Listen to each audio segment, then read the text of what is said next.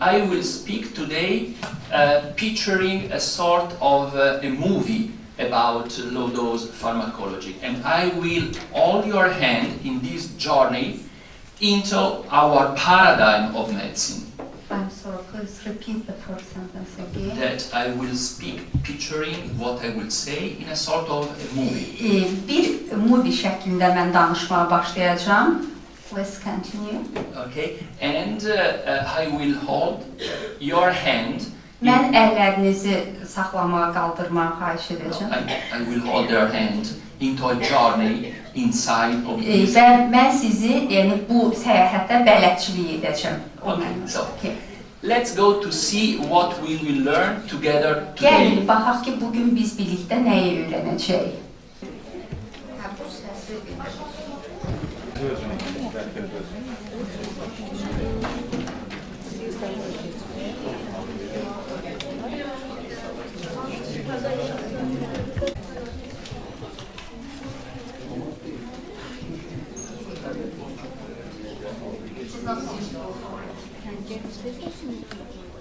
So I have to stay here. Okay, I stay here and I move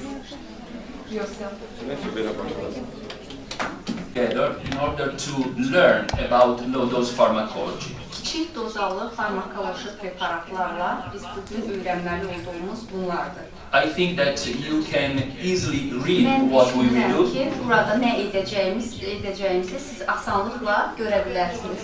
We will start from the theoretical premises of low-dose pharmacology. Kiçikdozalı farmakoloji preparatların ilkin olaraq nəzəri hissəsindən başlayacağıq. And then Və daha sonra we will focus on signaling molecules. Daha sonra biz siqnal molekullarına nəzərimizi, diqqətimizi yetirəcəyik. Which are the basis of our method. Və biz öz metodumuzun əsaslarına baxacağıq. I will spend some time on the most important tissue/organ we have. Ən çox vacib toxuma və onlara baxacaq, üzərində dayanacaq. Which is the extracellular matrix. Hansı ki, ekstraselülər matriksin. Also called external microenvironment. External? Yeah, external microenvironment. Hansı ki, xarici makro mühit sayılır. Yəni ekstraselülər matriksə baxacağıq.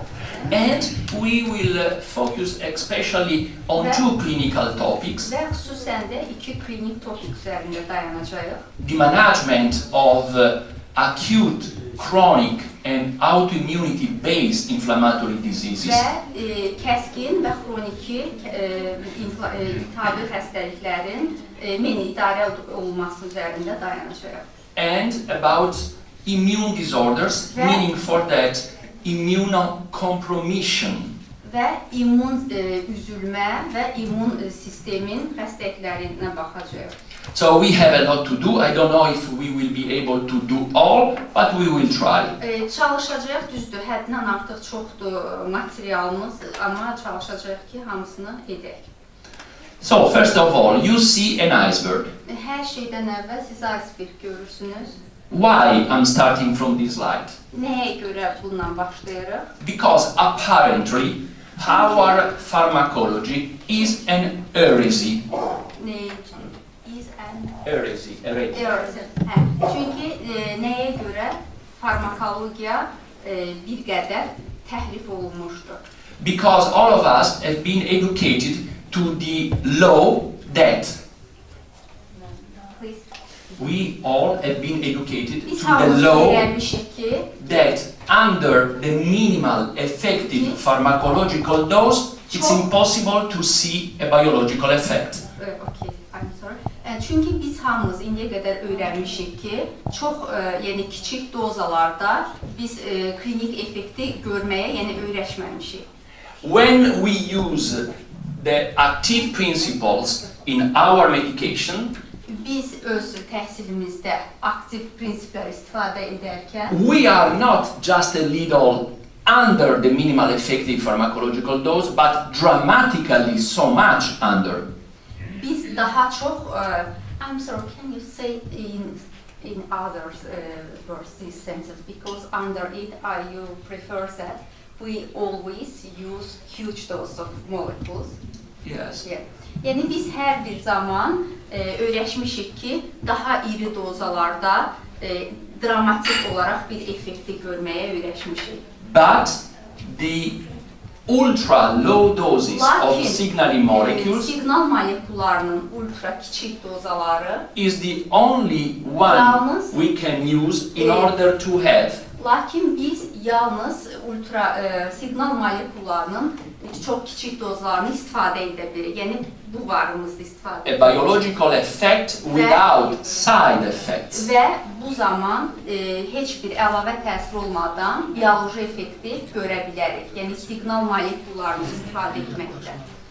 We will see even deeper, but just to know, daha dərindən görə bilərik, lakin indi we use our signaling molecules in a sub-nanomolar concentration. Biz indi signal molekullarını subnanomolekulyar konsentrasiyada istifadəni görəcəyik. And you know that a nanomole is 10 to the minus 9 of a gram. Siz bilirsiniz ki, nano nədir? 10 üstü mənfi 9 molekuldur. What is unbelievable Və hansı ki, yəni bu inanılmazdır. is that Mother Nature is perfect.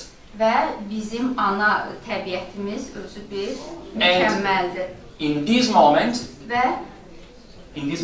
Və bu anda if you are in health, siz sağlamsınızsa, your body is working sizin bədəniniz thanks to some molecules which are present in sub-nanomolar concentration. Subnanomolekulyar konsentrasiyada olan molekulların hesabına işləyir. And these molecules are the signaling Və bu molecules. molekullar signal molekullarıdır. To be more precise, Daha dəqiq olmaq üçün cytokines, sitokinlər, meaning for that interleukins and interferons, interleykin və interferonlar, neuropeptides, neuropeptidlər, hormones, hormonlar and growth və factors. böyümə faktorlarıdır. They are the components of our medications. Bunlar bizim dərmanların tərkib hissələridir.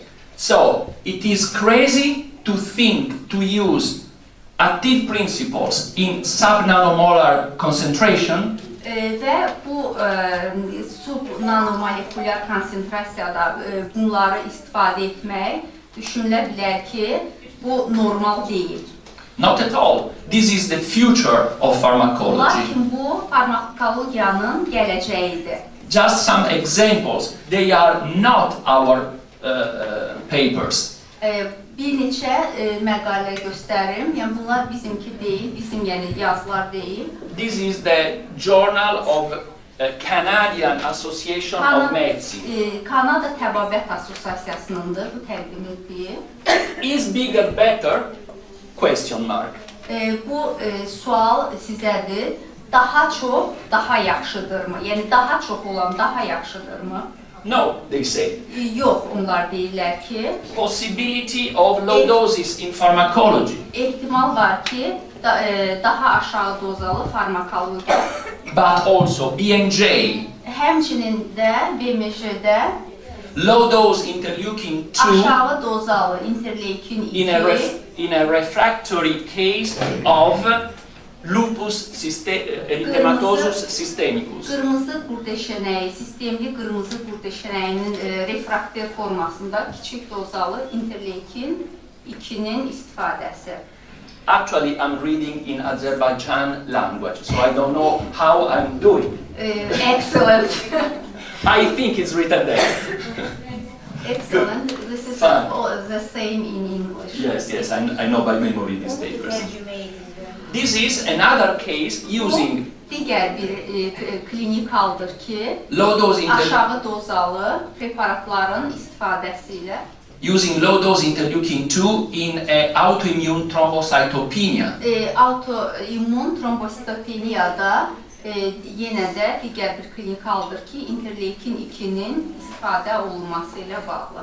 And you can easily see how effective is a low dose. Asanlıqla görə bilərsiniz ki, aşağı doza nə dərəcədə increasing the number of platelets just in 30 days. 4 gün ərzində trombositlərin sayını necə yüksək bir həddə çatdırıb, artırıb. So not only Guna is driven its research in that direction, but the all medical community in the world.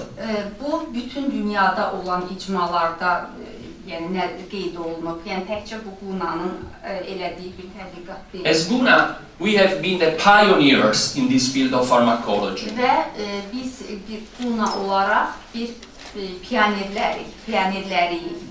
And I'm very proud to show this slide. Və bunu sizə göstərməklə mən qürur duyuram. Where you can see just a little part of all the journals. Bütün jurnallardan kiçik bir hissəni sizə görə bilirsiniz hazırda. Which published some researches supported by us.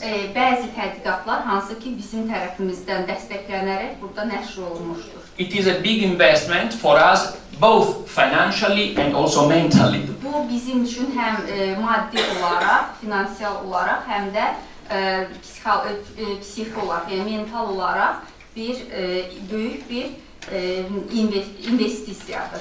And we cover many specialties. Və biz burada bir çox şeyləri For instance, əhatələmişik. allergology. Məsələn, bir çox sahələri This is əhatələmişik. the first paper we published in 2009. Bu 2010-cu ildə bizim allergologiya üzrə nəşr etdiyimiz bir nəşrdir, jurnaldır. Pulmonary Pharmacology and Therapeutics. Pulmonar farmakologiya və müalicəsi, terapi. All of them are high impact factor journals. Bunlar hamısı yüksək əhəmiyyətdə, yüksək təsirə malik jurnallardır. And the paper is about the use of interleukin 12 Və interleukin 12-nin istifadəsi ilə bağlıdır həmin bu nəşr. plus gamma interferon low dose Üstəgəl aşağı dozalı gamma interferon in an animal model of allergic asthma. və allergik asmanın heyvan modelində istifadəsidir. But we also publish in gastroenterology Eyni about zamanda biz gastroenterologiya sahəsində də bir nəşrimiz olmuşdur. IBDs, IBD, Crohn's disease and ulcerative colitis.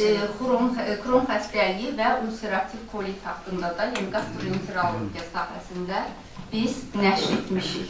In pediatrics, Pediatriyada isə the treatment of recurrent respiratory infections with low-dose cytokines. Residiv verən residiv verən respirator infeksiyalarına bağlı pediatrik nəşrimiz olmuşdur. Lakin in rheumatology, revmatologiyada the treatment of this is one of the study I will present to you. Mən burada göstərəcəyim revmatologiyaya aid olan xəstəliyi təqdim edəcəm. Which disease we Low-dose cytokines in the treatment of a rheumatoid arthritis. Revmatoid artritin müalicəsində kiçik dozalı interleukinlərin, statinlərin istifadəsi. So if you are interested in our Əgər bizim publications, nəşrlərimizlə maraqlanırsınızsa, I will be glad to let our partners have this book for you. Bizim tərəfdaşlarımız bu kitabı sizə verə bilər. Do you prefer in English or in Italian?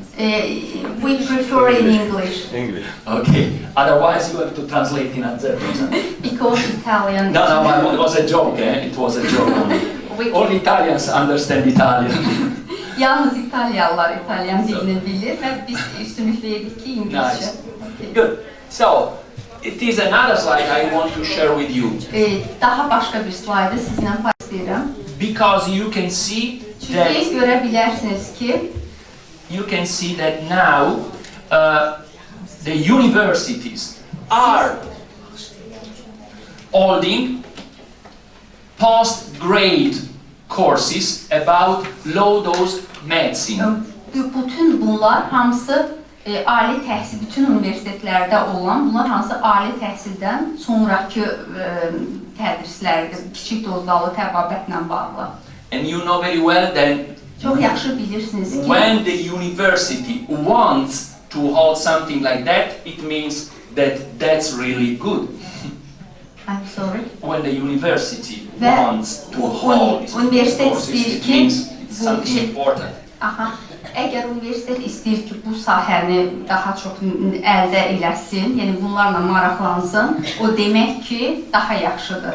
This is the University of Rome, the biggest one in Europe. Avropada ən böyük universitet olan Romada Sapienza Universitetidir. Verona, Verona, Juliet Town. Everybody understood.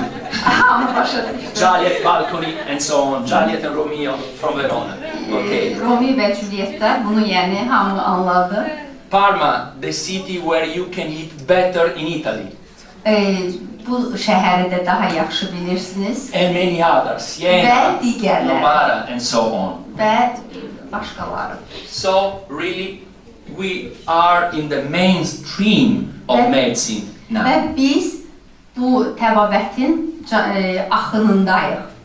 Good. So let's go to understand something more about our paradigm.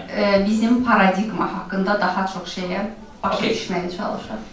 These are the three pillars of our method. Bu əsas bizim metodumuzun 3 əsas pilləsidir. Molecular biology. Molekulyar biologiya. It is obvious. Obvious. Aha, bu molekulyar biologiya bu aydındır. Açıq-aşkardır.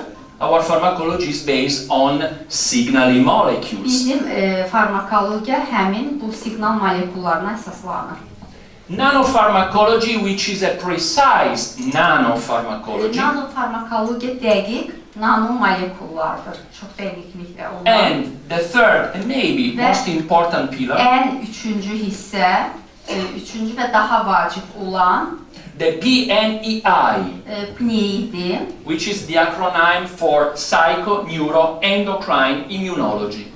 Bu da psixo-neuro-endokrin immunologiya mənasındadır bu akronim. I need to spend with you a few minutes about PNEI concept.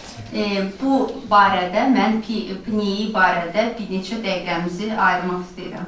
We need to be grateful to the father of PNEI, who was Robert Adler in the early 80s in New York.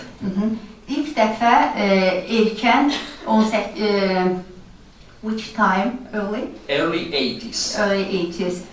When you were born. 80-ci illərdə artıq yəni bunun biz PNEI-ni yaradan şəxsə Robert Adler. Robert ona təşəkkür, yəni borcluyuq. Çünki ilk dəfə 80-ci illərdə o bizə PNEI haqqında, yəni PNEI-nin atası kimi belə deyim sayılır. Okay. And it was the first time ilk dəfə the medicine started thinking not in a reductionistic way, but in a systemic way. Ki təbabət bir yol ayrıcındadır ki, yəni reduksionist tərəfli olsun, yoxsa sistem tərəfi, sistemik təbabət yol ayrıcındadır. Two concepts to understand PNEI. İki konsepsiya var PNEI ilə bağlı. The first is that the three main homeostatic control systems. Birinci əsas 3 kontrol, nəzarət sistemləri olandır. Central and autonomic nervous system. Mərkəzi və periferik sinir sistemi. Endocrine system and immune system. All together they work. Onlar hamısı bir yerdə işləyir. In order to keep the body in homeostasis. Bunlar üçü bir yerdə işləyir ki, bədəni homeostazda saxlasın. Which is the capability to maintain. Hansı ki onun to keep in a precise range of values the vital parameters. Hansı ki o homeostazda orqanizmin vital həyati parametrlərini normada saxlamaq üçün işləyir. Normally, with conventional pharmacology, normada ənənəvi farmakologiyada, which is great, bu yaxşıdır. we are very effective on the we are very effective on the phenotypic outcome, Biz fenotipik nəticələrdə çox effektivik bu halda. but not on the origin of the disturbance which alterated the vital parameters. Lakin bunun əsas mənbəyi olan pneumodə hansı ki nəticələrini sonra bu vital parametrlərdə görürük, lakin onunla bağlı deyil. With our low-dose pharmacology, we are able to act on the origin of the disturbance. Bütün pozulmaların səbəbi olan bizim aşağı dozalı farmakoloji preparatlarımız bunların, yəni xəstəliklərin, pozuntuların mənbəyi olan pneumoya istiqamətlənir. So now we are. This is different. Okay. Okay. So what we are observing now. Biz indi nəyi müşahidə edirik? That in the last century, Keçmiş əsrlərdə our vision of medicine was a reductionistic one, baxışımız reduksionist yoluydu. and everybody was focused on the Və single hamı organ. tək orqanlar üzərində fokuslanmışdı. In the 80s, we shift to the PNEI concept, Artıq 80-ci illərdə biz artıq pneumoya konsepsiyasına doğru meyləndik. but the medicine of this millennium is the systemic medicine, Lakin hazırki milleniumda bu artıq sistemli təbabətdir. where, and this is quite impressive, Hansı ki every cell of our body bizim hər bir hüceyrəmiz is connected to each other, bir-biri ilə əlaqələnir. and the connection Və bu is əlaqə operated by signaling molecules. və bu əlaqə siqnal molekulları vasitəsilə idarə olunur. And in system medicine, Və sistemli they təbabət consider the disease onlar xəstəliyi as a block in the crosstalk between cells.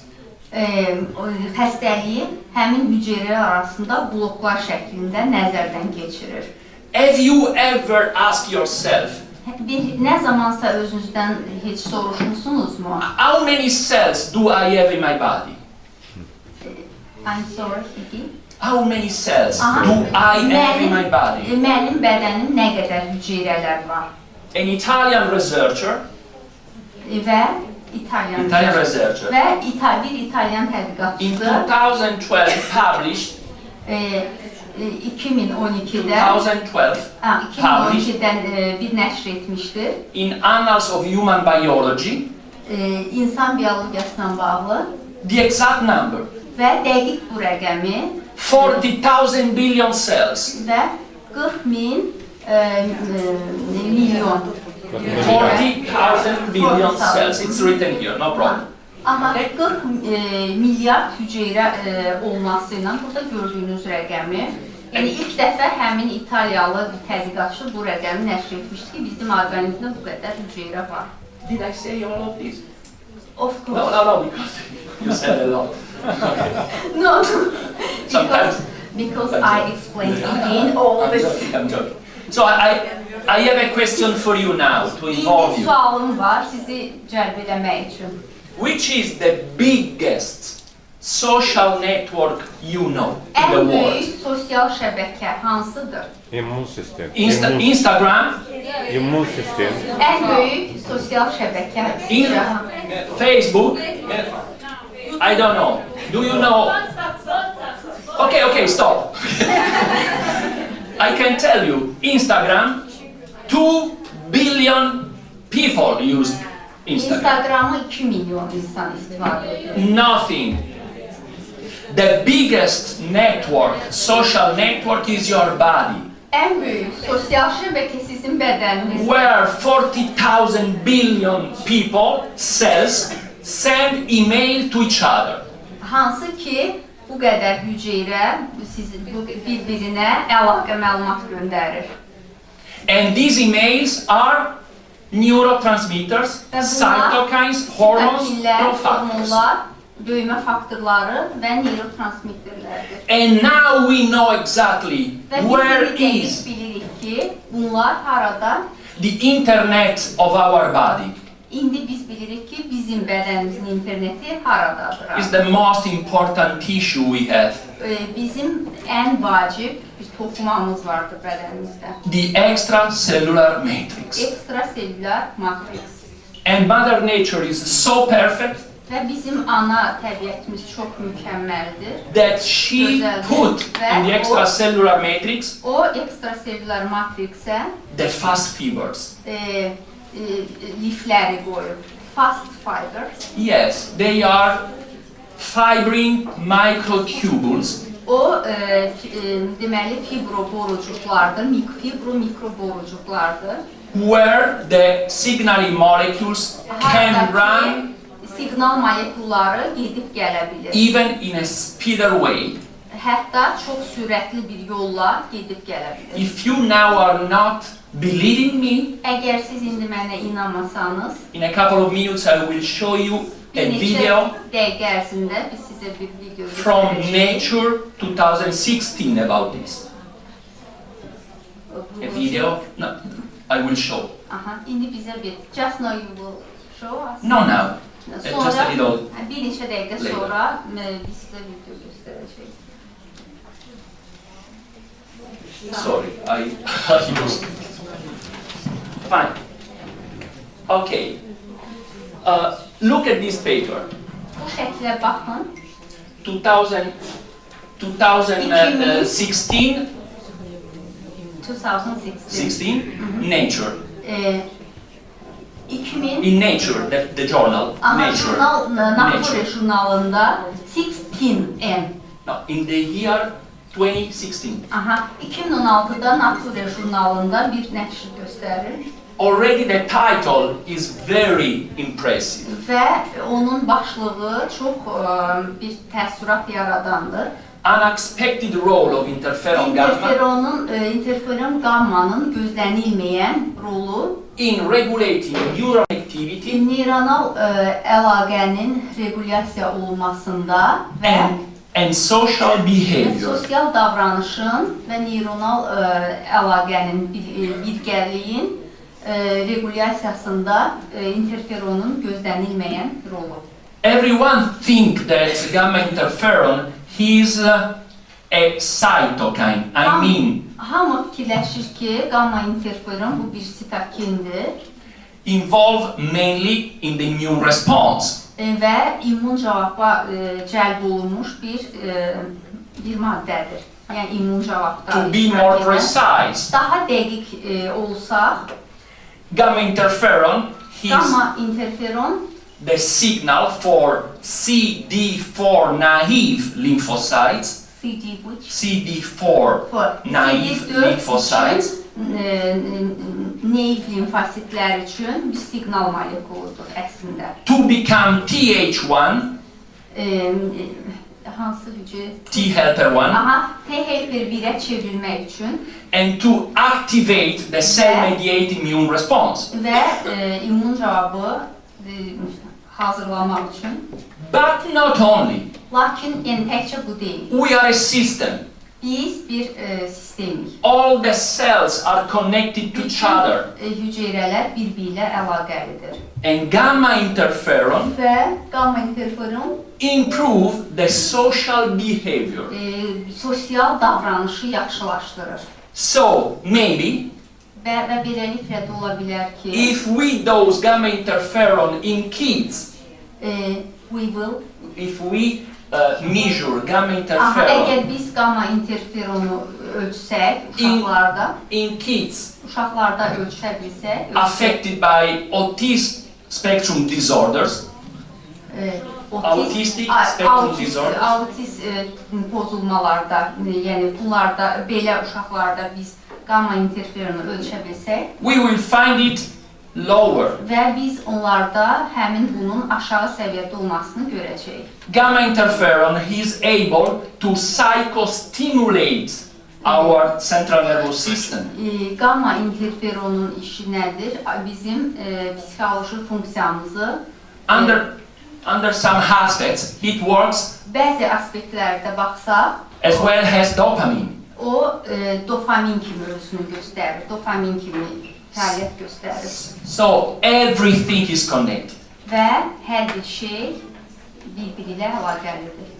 This is beautiful because it shows Bu çox qəşəngdir, çünki o bizə göstərir ki, the connection between stress and stres immune və disorders. immun xəstəliklər arasında For instance, under stress, bir əlaqə vardır və məsələn, burada deyir ki, we downregulate interleukin-2, biz həmin bu halda we downregulate biz aşağı regulyasiya edirik, yəni azaldırıq interleukin-2, interleykin 2-ni.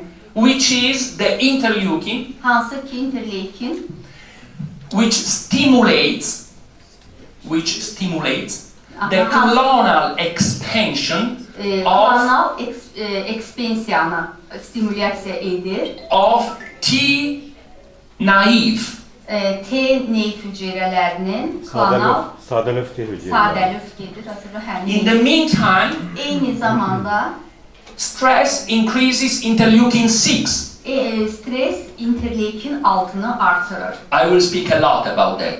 Mən bunun haqqında çox And danışacağam. interleukin-6 is the most important immunological marker 6 ən vacib immunoloji markerdir. for low-grade chronic inflammation. Aşağı dərəcəli xronik iltihab üçün vacib bir markerdir. This is stress for us as adults.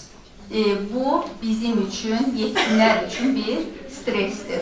This is what stress does in kids. Bu göstərir ki, stres uşaqlarda nə edir? It downregulates interferon gamma. O interferon gammanı aşağı regulyasiya edir. And now, Regulyasiyasını aşağı salır və those kids will be more exposed to viral infections. belə uşaqlar daha çox viral infeksiyalara məruz qalırlar. Is it true that Həqiqətdirmi ki, mind and immune system are connected to each other? ağıl və immun sistemi bir-biri ilə əlaqəlidir. In this paper, Bu halda, yəni bu nəşrdə there is a question. burada bir sual yaranır. Can the brain inhibit Beyin inflammation generated in the skin? dəridə yaranan infeksiyanı ləngidə bilərmi? The lesson of melanocyte stimulating hormone. Burada məsələ melanosit stimulyasiya edən hormonlar. Hormondur. You only will understand this study if you think in a systemic way. Siz bunu o zaman başa düşəcəksiniz ki, sistemli şəkildə düşünsəniz, bu tədqiqatı başa düşə biləcəksiniz. What did they do? Onlar nə edir? They injected a hormone, Onlar hormon şəklində inyeksiyonu MSH, melanocyte stimulating hormone. MSH artıq abreviatura şəklində melanin, melanosit stimulyasiya edici hormon. In the brain ventriculus. Beyin mədəciklərində. And if the spinal cord Və is onurğa impacted beyində, əgər onurğa beyinə toxunulmazdırsa, in a nanosecond, nanosaniyələrdə will disappear inflammation generated experimentally with capsaicin in the skin. eksperimental olaraq nanosaniyələr ərzində dəridə yaradılan iltihab itəcəkdir. Isn't crazy? Yəni bu bir dəlillik deyilmi? Yəni təsəvvür edin ki, You dəridə inject olan an hormone in the central nervous system and the immune system goes down. mərkəz sinir sisteminə hormon inyeksiya edirsiniz və in skin this inflammation will disappear. Yes. Və dəridə olan iltihab aradan götürüləcəkdir. Yəni bu böyük bir. And another thing we always have to consider Və həmişə də biz nəzərə almalıyıq ki, is that we are embedded biz birləşirik, yəni əlaqəliyik. in a polluted environment. Biz həmişə çirklənmiş bir ətraf mühitlə təmasdayıq, əlaqədəyik. That's the reason why Bu da o səbəbdən ki, we will speak about detox and drainage. Ona görə də biz yeni detoks və drenaj haqqında danışacağıq. And especially we Və need to xüsusilə də biz detoxify our internet, which is the extracellular matrix. Biz öz internetimizi, xüsusilə də yəni ekstraselülyar matriksi detoks etməliyik. But also we need to consider Həmçinin də biz nəzərə almalıyıq ki, that in these years bu halda we are also embedded biz həmçinin in a toxic social network. Toksik sosial şəbəkə ilə də bir əlaqədəyik. In system medicine they use the term interatom, Burada termin olaraq interatom, which is the capability to establish social relationship hansı ki between humans. sosial insanlar arasında sosial əlaqəni qurmağa xidmətlidir. Some relationships are toxic. Bəzi, məsələn, sosial olaraq da bəzi əlaqələr toksikdir. And they are able to inflame us Və onlar bizi, as well as SARS-CoV-2 məsələn, onlar bizi, or Staphylococcus or Streptococcus. məsələn, bir sıra patogenlərlə iltihaba cəlb edə bilərlər. Məsələn, Staphylococcus, SARS-CoV-2 və s. If you are thinking that this is fantasy, Əgər fikirləşirsiniz ki, I will show bu you some xəstəlik bir fantastikadır updated articles on this. və bununla bağlı yeni təkmilləşmiş, yəni update olmuş məqalələri göstərəcəm. Thanks God we have also positive emotions. We also have positive Bizim emotions. həmçində müsbət, pozitiv emosiyalarımız vardır. This is a good news for you. Bu sizin üçün yaxşı bir xəbərdir. In this paper, Burada nə görürük? they say Onlar deyir ki, raised plasma nerve growth factor plazmanın sinir böyümə faktorunun artması, nerve growth factor is the growth factor able to keep young your brain, həmin bu faktor bizim beynimizi cavan saxlamağa kömək edir. acting on neuronal and synaptic plasticity. Neyronal və sinaptik plastikliyə daha çox, yəni bu səviyyədə təsir edir Eye level are associated with early stage romantic love. və onun yüksək dərəcəsi erkən mərhələli romantik məhəbbətlə əlaqəlidir, assosiasiya olunur. What does it mean? Bu nə deməkdir? When you are in love, you are smarter, Siz kiməsə aşiq olduqda more brilliant, daha parlaqsınız, işıq saçırsınız. The bad news Pis xəbər is that it lasts only 2-3 months. Məsələn, pis xəbər isə odur ki, bu cəmi 2-3 ay çəkəcəkdir. So, which is the only possibility to always keep young your brain? Və siz hansı bir üsulla beyninizi daima gənc saxlaya bilərsiniz? To change partner every 3 months. Və öz partnyorlarınızı hər 2-3 aydan bir dəyişərək beyninizi gənc saxlaya bilərsiniz. It's not me saying that. It's the Bunu paper. mən demirəm, bunu həmin bu nəşrə deyir. This is great news for our audience. This is great news. The other side of the moon, Ayın digər bir tərəfi the dark side of the moon. və qara tərəfi, görünməyən bir tərəfi, Negative emotions negativ emosiyalar are able to inflame as well as viruses, traumas, bacteria. will inflammation produce. They are able to inflame as well as. Və pis xəbərlər, emosiyalar isə bizi daha həssas edəcək travmalar, virus infeksiya və s. onlarla bizi bir növ yoluxduracaqdır. This research is huge. Bu böyük bir tədqiqatdır. Published on brain behavior and immunity in 2013. 2013-cü ildə nəşr olunub. The group of Professor Miyamoto, Miyamoto professorları Yaponiyada həmin professorlar tərəfindən nəşr olunub. what did they do? Onlar nə ediblər? They related Onlar the most important marker of chronic inflammation, Kronik iltihabın ən vacib markeri olan interleukin 6, interleukin 6'nı with different increasing level of negative emotions. müxtəlif dərəcədə artan negativ emosiyalarla əlaqəsini öyrəniblər. In two clusters of people, Və iki qrup insanlarda. Americans from Manhattan, New York, Amerikalılarda, New York, Manhattan'da the blue line, bu həmin göy xətlə göstərilib and the red line, və qırmızı xətlə Japanese able to meditate. able what? To meditate. Və meditasiya edən Yaponlarda, qırmızı xəttdə həmin qrup Yaponları göstərir. Especially mindfulness. Xüsusən də həmin mental olaraq, spiritual tip insanlarda It's not spirituality, it's mindfulness. mindfulness. It's mindfulness. Razumlıq, belə deyim. For instance, there are very interesting research about mindfulness. Bir tədqiqat var, həmin bu belə deyim, razumlu deyim, razum o tip insanlarda, hansı ki meditasiya, asosnanı, şuurlu deyək onda, mindfulness. Mindfulness, yes, it's the name.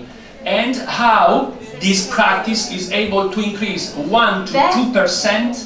Və bu praktika necə artıra bilib, 2-yə qədər 2% artırır. The hippocampal volume. Hipokampal həcmi artırır. So you can see that Americans which are very stressed, Burada görürsünüz ki, Amerikalılar hansı ki çox yüksək dərəcədə stresli idilər, they are very inflamed. onlar çox iltihaplı idilər. Japanese meditating are able to take under control the inflammatory processes. Amma Yaponlar isə hansı ki meditasiya edirlər, onlar iltihabi prosesi nəzarətə ala bilirdilər. I'm proud to show it to you because it's not New Age medicine. This is mainstream medicine now. Bu, yeni əsr təbabəti deyil. Bu bizim davamlı mainstream medicine. Fikirləşəm, mainstream təbabətimiz elə bu gedir. Mainstream, hazırki təbabətimizdir. Bəli, bu yeni əsrin təbabəti deyil. So, after the Miyamoto paper, many others have been published. Bundan sonra həmin Miyamoto'nun bu nəşrindən sonra bir sıra başqa məqalələr də olmuşdur. Maybe some of you is a pediatrician or a psychiatrist. Məsələn, bəlkə psixiatrlardan, pediatrlardan hansınızsa. And this is a paper from 2022. Bu isə 2020 və 2022-ci illərdə olan, 2022-ci ildə olan bir tədqiqatdır. That early life adversity. Və bunlar erkən həyatın adverse event. Adversity. Like if someone, when you are a little girl, harass you, attack you, rape you.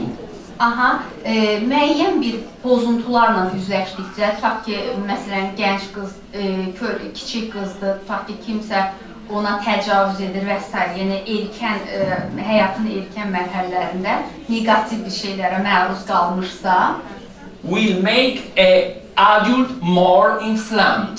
Və o həmin şəxslər böyüdükdə iltihabi məsələlərə daha çox məruz qalırlar. So, just to let you know where now we are with research. İndi biləcəksiniz ki, biz nəyi tədqiq eləmişik.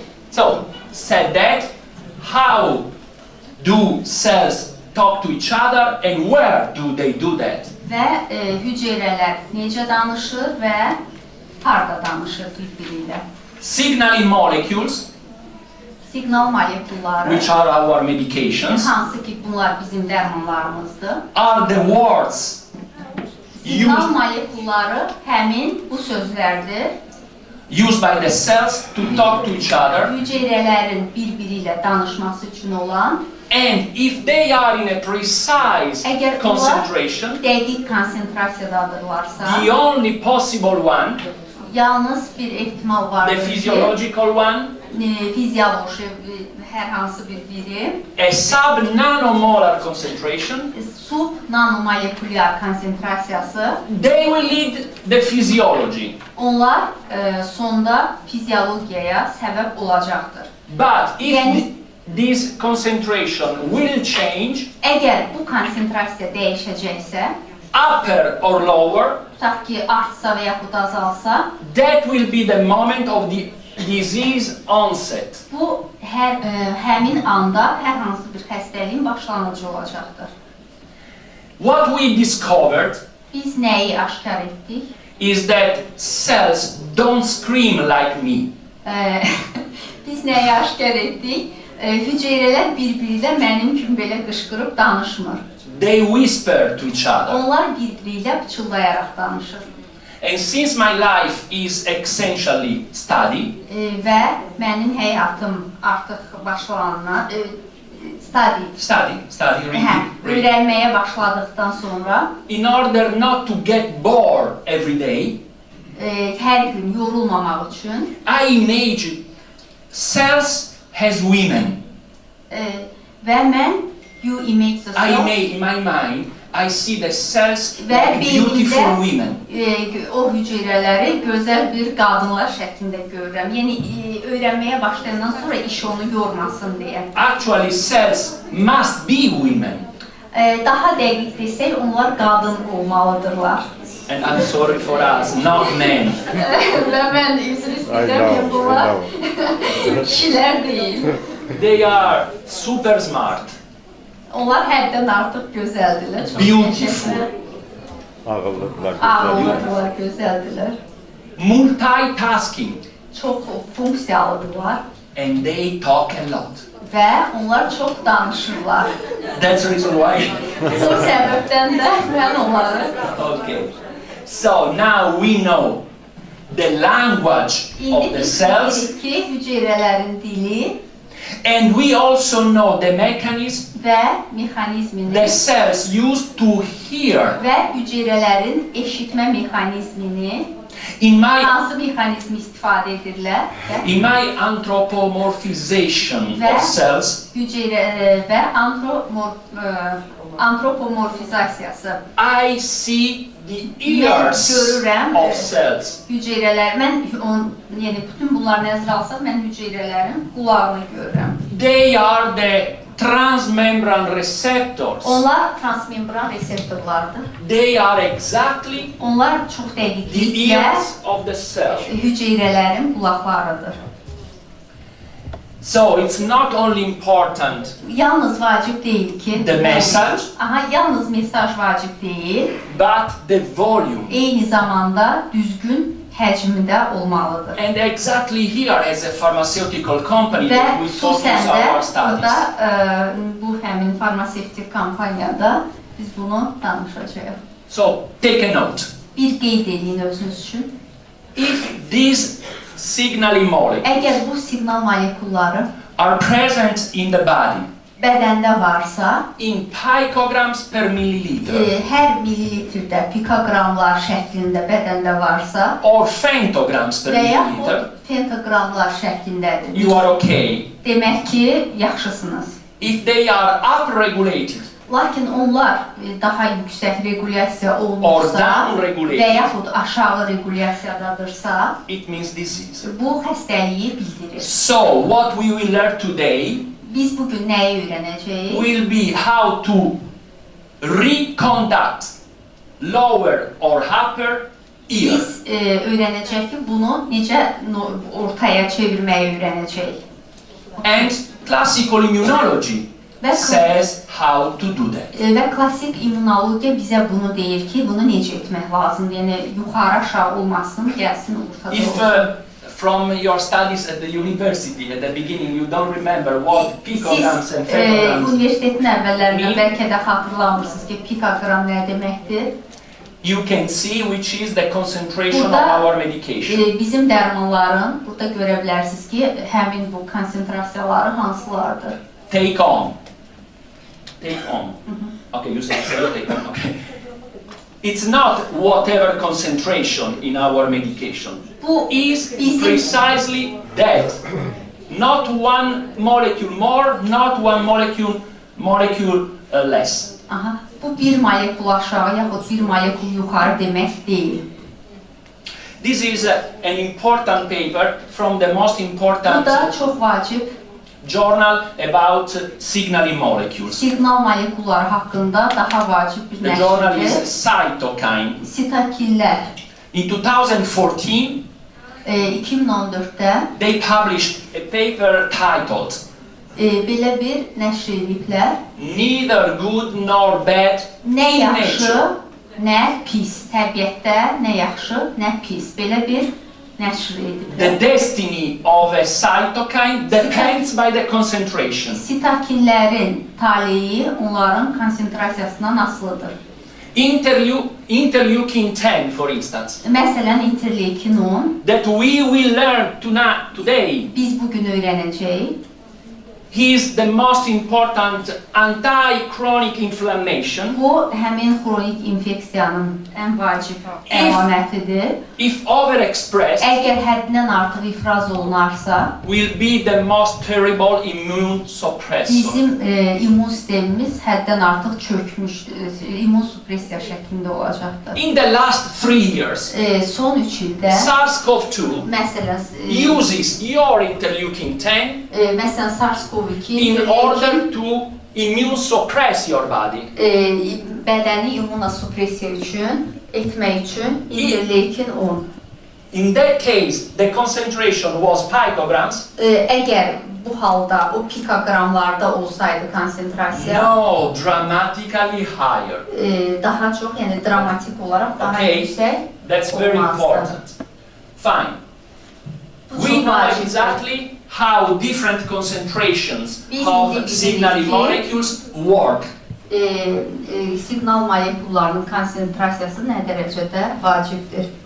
If you use Əgər istifadə etsəniz, an higher concentration than the physiological one, məsələn, daha yüksək konsentrasiyada fizioloji birini istifadə etsəniz, the target cell hədəf hüceyrələri will react reaksiya verəcəkdir. closing its receptors. Onun reseptorlarına daha sıx şəkildə bağlamaqla reaksiya verəcəkdir. It is a natural mechanism of defense for the Bu cell.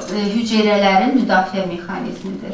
The only way Yalnız bir yolu stimulate the opening of the transmembrane həmin receptors, bu transmembran reseptorların açılmasına stimulyasiya etmək üçün provoking the binding cytokine receptor, sitokin birləşən reseptorları biz təşviq etməliyik, will açmalıyıq. be to use the only possible Biz concentration. yalnız ehtimal olunan müəyyən bir konsentrasiya istifadə etməliyik. The physiological one, Fizioloji olaraq, which means picograms per milliliter, hansı ki hər millilitrdə Which is pikogramlarda the concentration of Guna medications. Guna dərmanlarının, yəni pikogramlarla ifadə olunan konsentrasiyalarını istifadə etməliyik. Maybe you remember I said Əgər yadda saxladınızsa, mən dedim ki, transmembrane receptors are the ears of the cell. transmembran reseptorları hüceyrələrin qulaqlarıdır. So now I make a little joke with you. Mən sizinlə kiçik bir zarafat edəcəm, please. Just to let everyone understanding this Ki concept. bu konsepsiyanı hər biriniz yadda saxlaya biləsiniz deyə. Okay, we are a man and a woman. Biz kişi və qadınız. Imagine we are two cells. Biz belə hesab edin ki, biz iki hüceyrəyik. Cell A and cell B. Aha, A və B hüceyrəsi. I want to communicate with cell B. Mən B hüceyrəsi ilə kommunikasiya etmək The only istəyirəm. language we have in common are signaling molecules. Bizim yalnız əlaqələndirici yəni vasitəmiz yalnız Signaling molecule. yalnız siqnal For molekulu instance, olacaqdır. Məsələn, If I send through our internet, the extracellular matrix, serotonin, serotonin göndərirəm ekstraselülər matrixlə, she will be relaxed. o relaks olacaqdır. Lakin it's not only important. Lakin bu yalnız bu vacib message, deyil.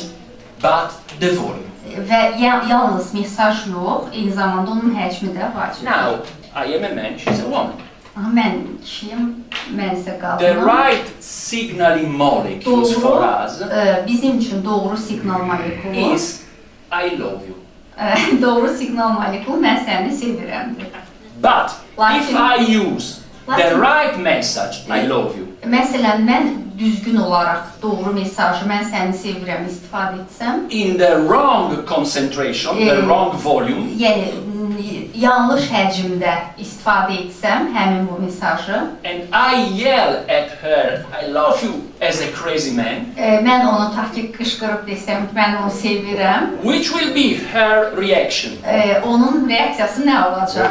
She will do this way. Və mən çox belə qışqırılaraq desə üstümə ki, mən səni sevirəm, təbii ki, mənim reaksiyam In molecular biology, that's the downregulation of transmembran receptors. Və bu, həmin molekulyar biologiyada aşağı regulyasiya, transmembran molekullarının aşağı regulyasiyası deməkdir. Okay. So we know how our medication works. Biz bildik ki, bizim dərmanlar hansı yolla işləyir. On the transmembran receptors. Transmembran reseptorlar üzərində. And 4 years ago we published bir this neçə il bundan əvvəl biz interesting paper bu maraqlı bir nəşr etmişdik. About the role of low-dose interferon gamma Kiçikdozalı interferon gammanın rolu in regulating the activity of which molecule you have to say this? SOX1. SOX1 sikloksigenaza 1'in regulyasiyasında SOX means sikloksigenaz. no, it's a suppressor of cytokine signaling 1. Üzr istəyirəm, bunu qeyd edə bilərsiniz çünki again please. Suppressor cytokine signaling 1. Sitokin siqnal molekulunun supressoru. SOX1 burada bu şəkildə gedir. Which is a molecule that the cell sometimes activate bəzi vaxt aktivasiya to switch off the signaling pathway inside. Daxilən o həmin yolu sanki söndürməyə çalışır. We demonstrate that low-dose gamma interferon aşağı dozalı gamma interferon is able to downregulate SOX1 həmin bu SOX1-i aşağı regulyasiya etməyə qabiliyyətinə malikdir. and the result is that the cell will last working more. Və daha çox nəticə olacaqdır ki, biz daha çox işləyəcəyik, davam edəcəyik. So honestly, after 20 years of research, Və 20 illik tədqiqatdan sonra we are quite sure about biz tamamilə əminik ki, the intimate action mechanism of our medications. Bizim dərmanların daha sıx, dəqiq təsiri haqqında artıq əminik. So sometimes we love to say that Bəzi vaxt biz deməyi sevirik ki, low-dose pharmacology aşağı dozalı farmakoloji represents a paradigm shift. Bu paradigmanın meyillənməsinə, dəyişməsinə səbəb olur. If you are interested to the origin of our molecules, Bizim molekulların mənbəyi haqqında maraqlansanız, they are human recombinant in Escherichia coli. Escherichia coli'də insan rekombinant, human recombinant, which is the only way to prepare this kind of molecules. Yəni bu yolla bunlar hazırlanır. Okay. So we can classify as biotech medications. Necə klassifikasiya edə bilərik?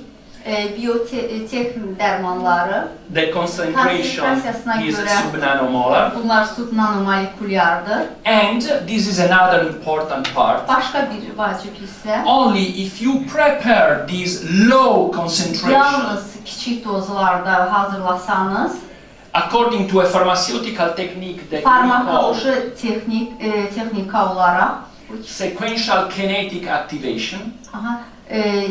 SKA texnikasına uyğun sequential activation. Sekuensial kinetik aktivasiya texnologiyası əsasında. This is something that comes from the concept of dynamization. Dinamizasiya konsepsiyasından irəli gəlir. But it is something more. Lakin bu daha çox bir şey demək. And especially Və xüsusən də biz we showed that göstəririk ki, if you don't dynamize, please, if you don't dynamize, which is you don't activate these picograms, bu pikogramları aktivləşdirməsəniz, they will not work. onlar işləməyəcəkdir. That's unbelievable because someone 260 years ago understood that. Çünki artıq yəni bir neçə il bundan qabaq 60 il bundan qabaq kimsə artıq bunu başa düşür. It was Christian Samuel Frederick Hahnemann. O həmin Christian Samuel Frederick olmuşdur. But now we need to demonstrate that. Biz bunu burada nümayiş etdirməyə hazırlaşırıq. And I show you this paper about one of our research. Bu da bizim tədqiqatlarımızdan biridir. Oral administration of interleukin-10 interleukin 10'un oral təyinatı, low dose, aşağı dozalı and the monoclonal antibody anti-interleukin-1 alpha and beta, və monoklonal cisim olan interleukin 1'in okay, low dose, aşağı dozalı ameliorates Crohn's disease in an animal model. Heyvan modelində Crohn xəstəliyini yaxşılaşdırır. You know very well that Crohn's disease Yaxşı bilirsiniz ki, Crohn xəstəliyi is an inflammatory disease based iltihabi on autoimmunity. və autoimmun bir sistemə əsaslanan iltihabi xəstəlikdir. And the most important marker Və daha vacib olan, ən vacib faktor is tumor necrosis factor alpha. Deməli, şiş nekrozlaşdırıcı faktor alfadır. In fact, the storm of TNF alpha Bir fakt olaraq TNF alfanın bir burulğanı in the gut lumen bağırsaq mənfəzində destroyed the junctional systems əlaqələndirici, birləşdirici sistemləri pozur. Between the cells Hüceyrələr arasında of the epithelial monolayer of the gut mucosa. Bağırsağın seyirlik qişasının epitelial Monolayer. Mono qatına. This way we lose the filter and barrier activity of the gut mucosa. Bu halda biz bağırsağın seyirlik qişasının filter, baryer funksiyasını itirmiş oluruq. That's the reason why in conventional medicine Bu səbəbdən də ənənəvi təbabətində, buna görə də ənənəvi təbabətdə they use the monoclonal antibody anti-TNF alpha. Monoklonal antijisim olan TNF alfa istifadə olunur. So look the results. Nəticələrə baxaq. Column number 1. Birinci burada bağırsaq nömrə 1. TNF alpha in healthy mice. Sağlam sıçanlarda TNF alfa. Column 2. İkincidə TNF alpha in mice with Crohn's disease. Bu isə Crohn xəstəliyi olan sıçanların bağırsağıdır. TNF alfanı göstərir. I mean a model of Crohn's disease in Bu, mice. yəni sıçanlarda Crohn xəstəliyinin modelidir. Column number 3. Üçüncü kolonda TNF alpha after conventional treatment. ənənəvi müalicədən sonra TNF-in miqdarı. Column number 4. Dördüncü bağırsaqda TNF alpha after treatment with Guna interleukin-10 interleukin 10 Guna ilə müalicədən sonra plus Guna anti-interleukin-1. Üstəgəl which preparation? Interleukin-10 10 və plus üstəgəl anti-interleukin-1. interleukin 1. No, Birləşdirilməmiş. anti-interleukin-1. If you use one, Preparatın adıdır. For Crohn's. Preparation. Guna interleukin-10 plus Guna anti-interleukin-1. Okay. The concentration is 1 picogram per milliliter. Hər millilitrə 1 pikogram olacaqdır. But if you don't activate with our specific technique Lakin bizim spesifik texnikamız olmadan aktivləşdirsəniz and you use 1 picogram və per milliliter, hər millilitrdə 1 pikogram istifadə etsəniz, which is right, hansı ki doğrudur, no effect. amma effekti olmayacaq. Only the subnanomolar concentration activated with Yalnız SKA works. SKA metodu ilə aktivləşdirilmiş subnanomolekulyar halda it will be effektiv olacaqdır. That's quite impressive. And these are some pictures taken with immunofluorescence Neçə şəkildir immunofluorensiya şəkli. of the gut mucosa with Crohn.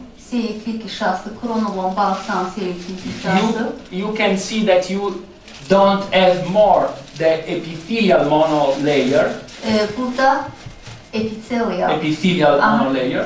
Epithelial monoqatı görürsünüz. But now the epithelial cells are in the middle of the crypt. Burada həmin epithelial hüceyrələr ortadadır.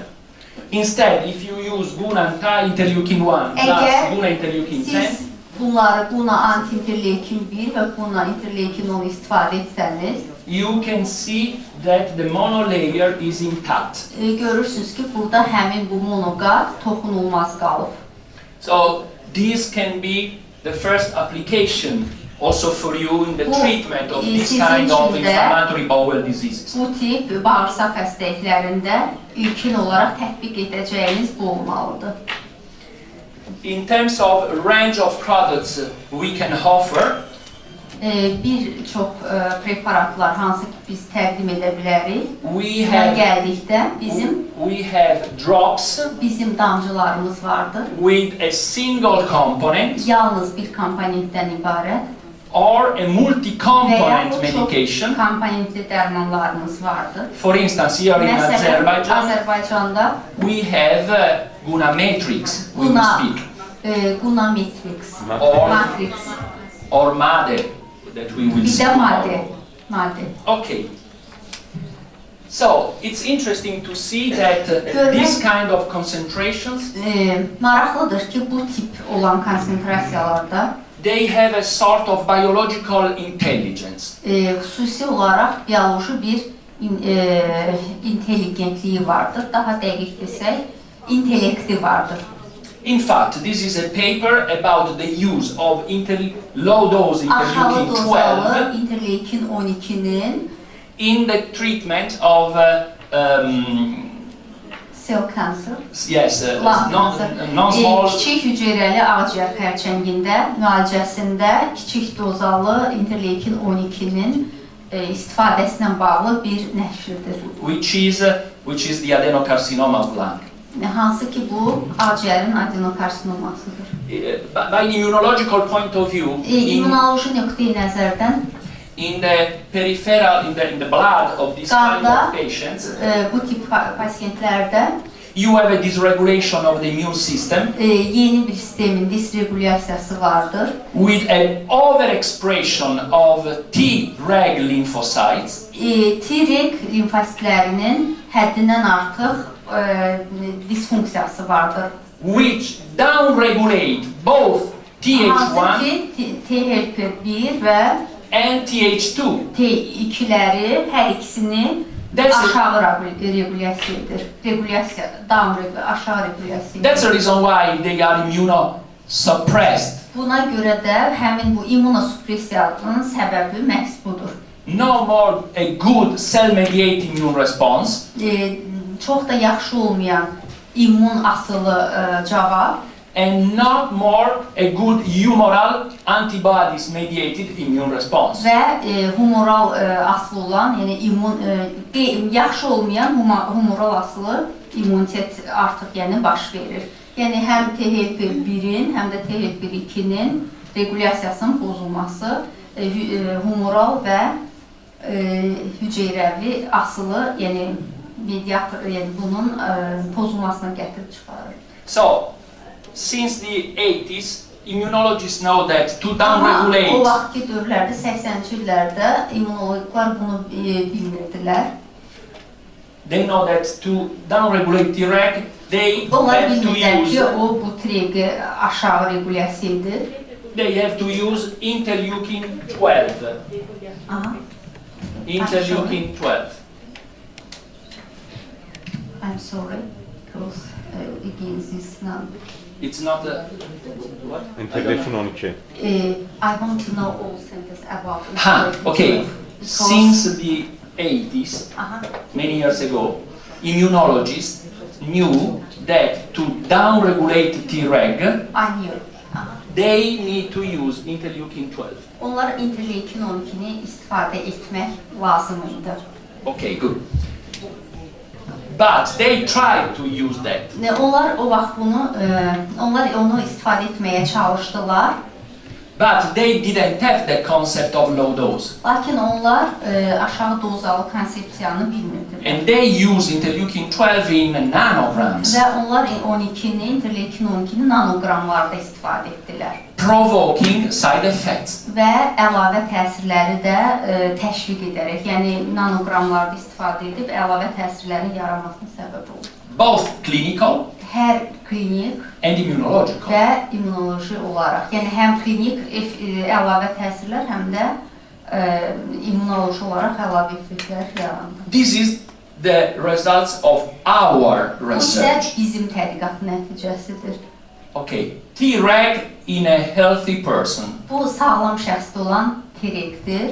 Treg in a patient with a non-small cell Bu lung isə carcinoma. kiçik hüceyrəli akciğer karsinomasında olan karsinoması olan pasiyentin. Treg after treatment with interleukin 12 Bu da interleukin 12 ilə olan pasiyentin, yəni müalicədən sonra olan pasiyentin tregidir. nanograms. Nanoqramlarda olan müalicədir bu. Treg after treatment with Guna interleukin Bu 12. isə interleukin 12'nin Guna ilə.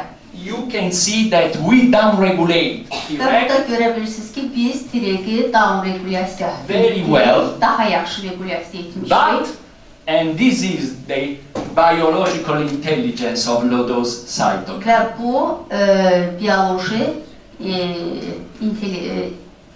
intelligentliyidir, belə deyim.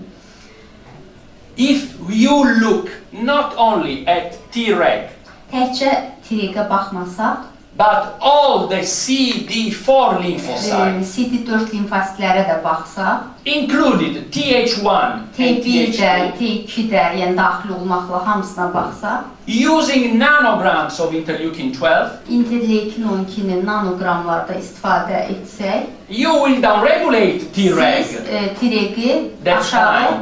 regulyasiya etsəniz, bu yaxşıdır. but you will also rape Th1 and Th2. We will down. Yes, too much. Lakin siz bu halda bunları da daha çox aşağı salmış I mean, olacaqsınız. you would have severe side effects by an immunological point of view. İmmunoloji nöqteyi nəzərdən daha kəskin əlavə təsirlər, əlavə effektlər almış olacaqsınız. Instead, if you use Guna concentration, Əgər Guna konsentrasiyasını istifadə etsəniz, you downregulate Treg siz treqi aşağı regulyasiya edəcəksiniz and you increase Th1 and Th2. H1 və T2'ni, TH2'ni artıracaqsınız.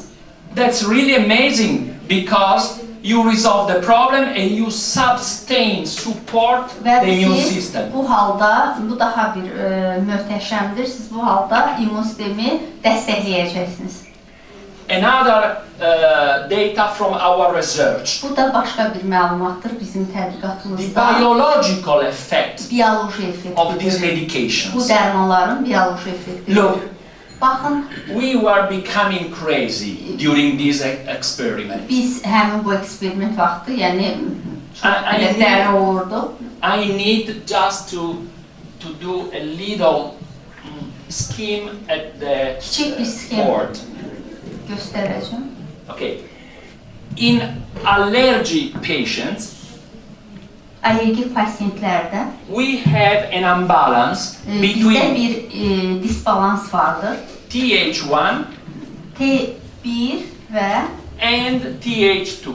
T2'lər arasında bir disbalans vardır alergik pasientlərdə. Th2 in allergic people are overexpressed. T2 daha çox ifraz olunur, o həddən artıq təzahür olunur. So, which can be the strategy to recover the homeostasis of the immune system in allergic patients? Alergik xəstələrdə yeni sistemik bir yanaşma ola bilər ki, bunun balansına. It is to downregulate Th2 Əgər T2'ləri aşağı regulasiya etsək and to stimulate və T2'ləri Th1. stimulyasiya etmiş olarsa, How can I tell Th2?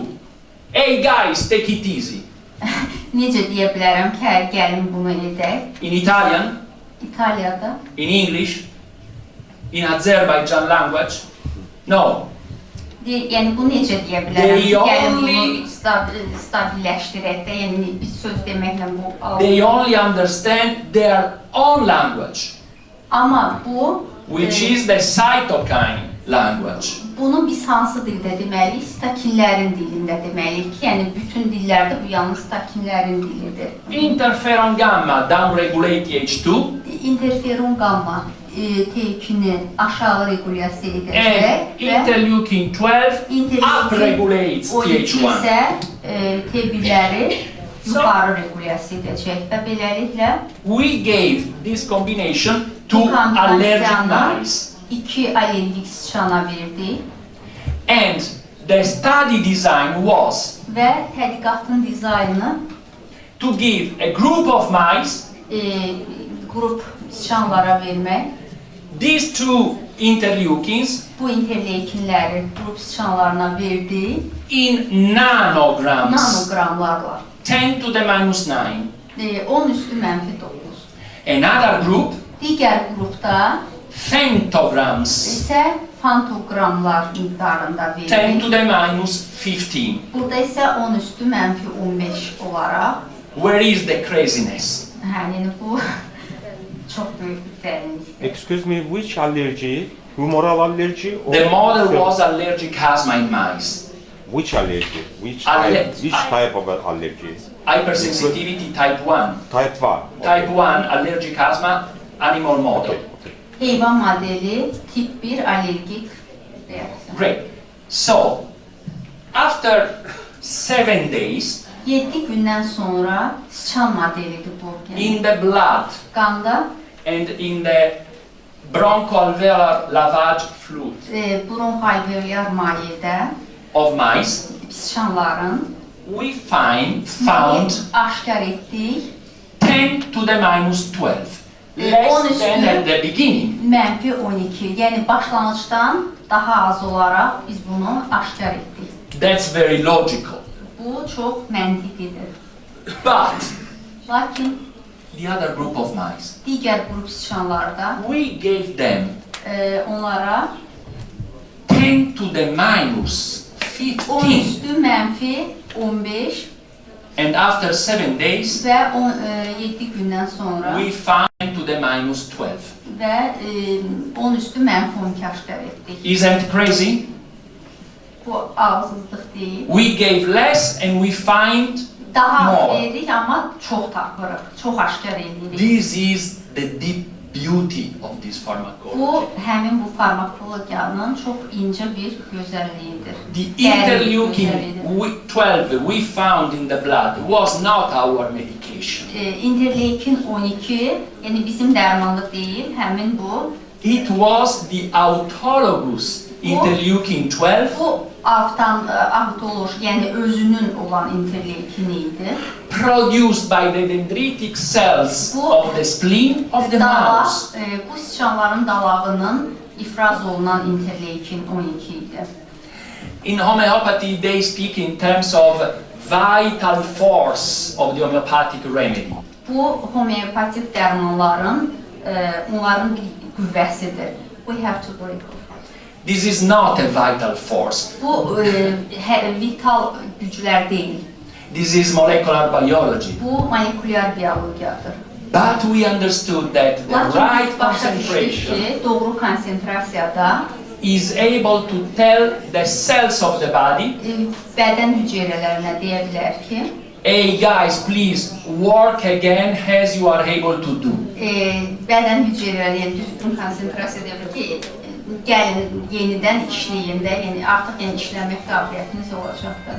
And since the cells are able only to produce the physiological natural concentration, never you will have any side effect. Və bu halda heç bir əlavə təsirlər əldə olunmayacaqdır.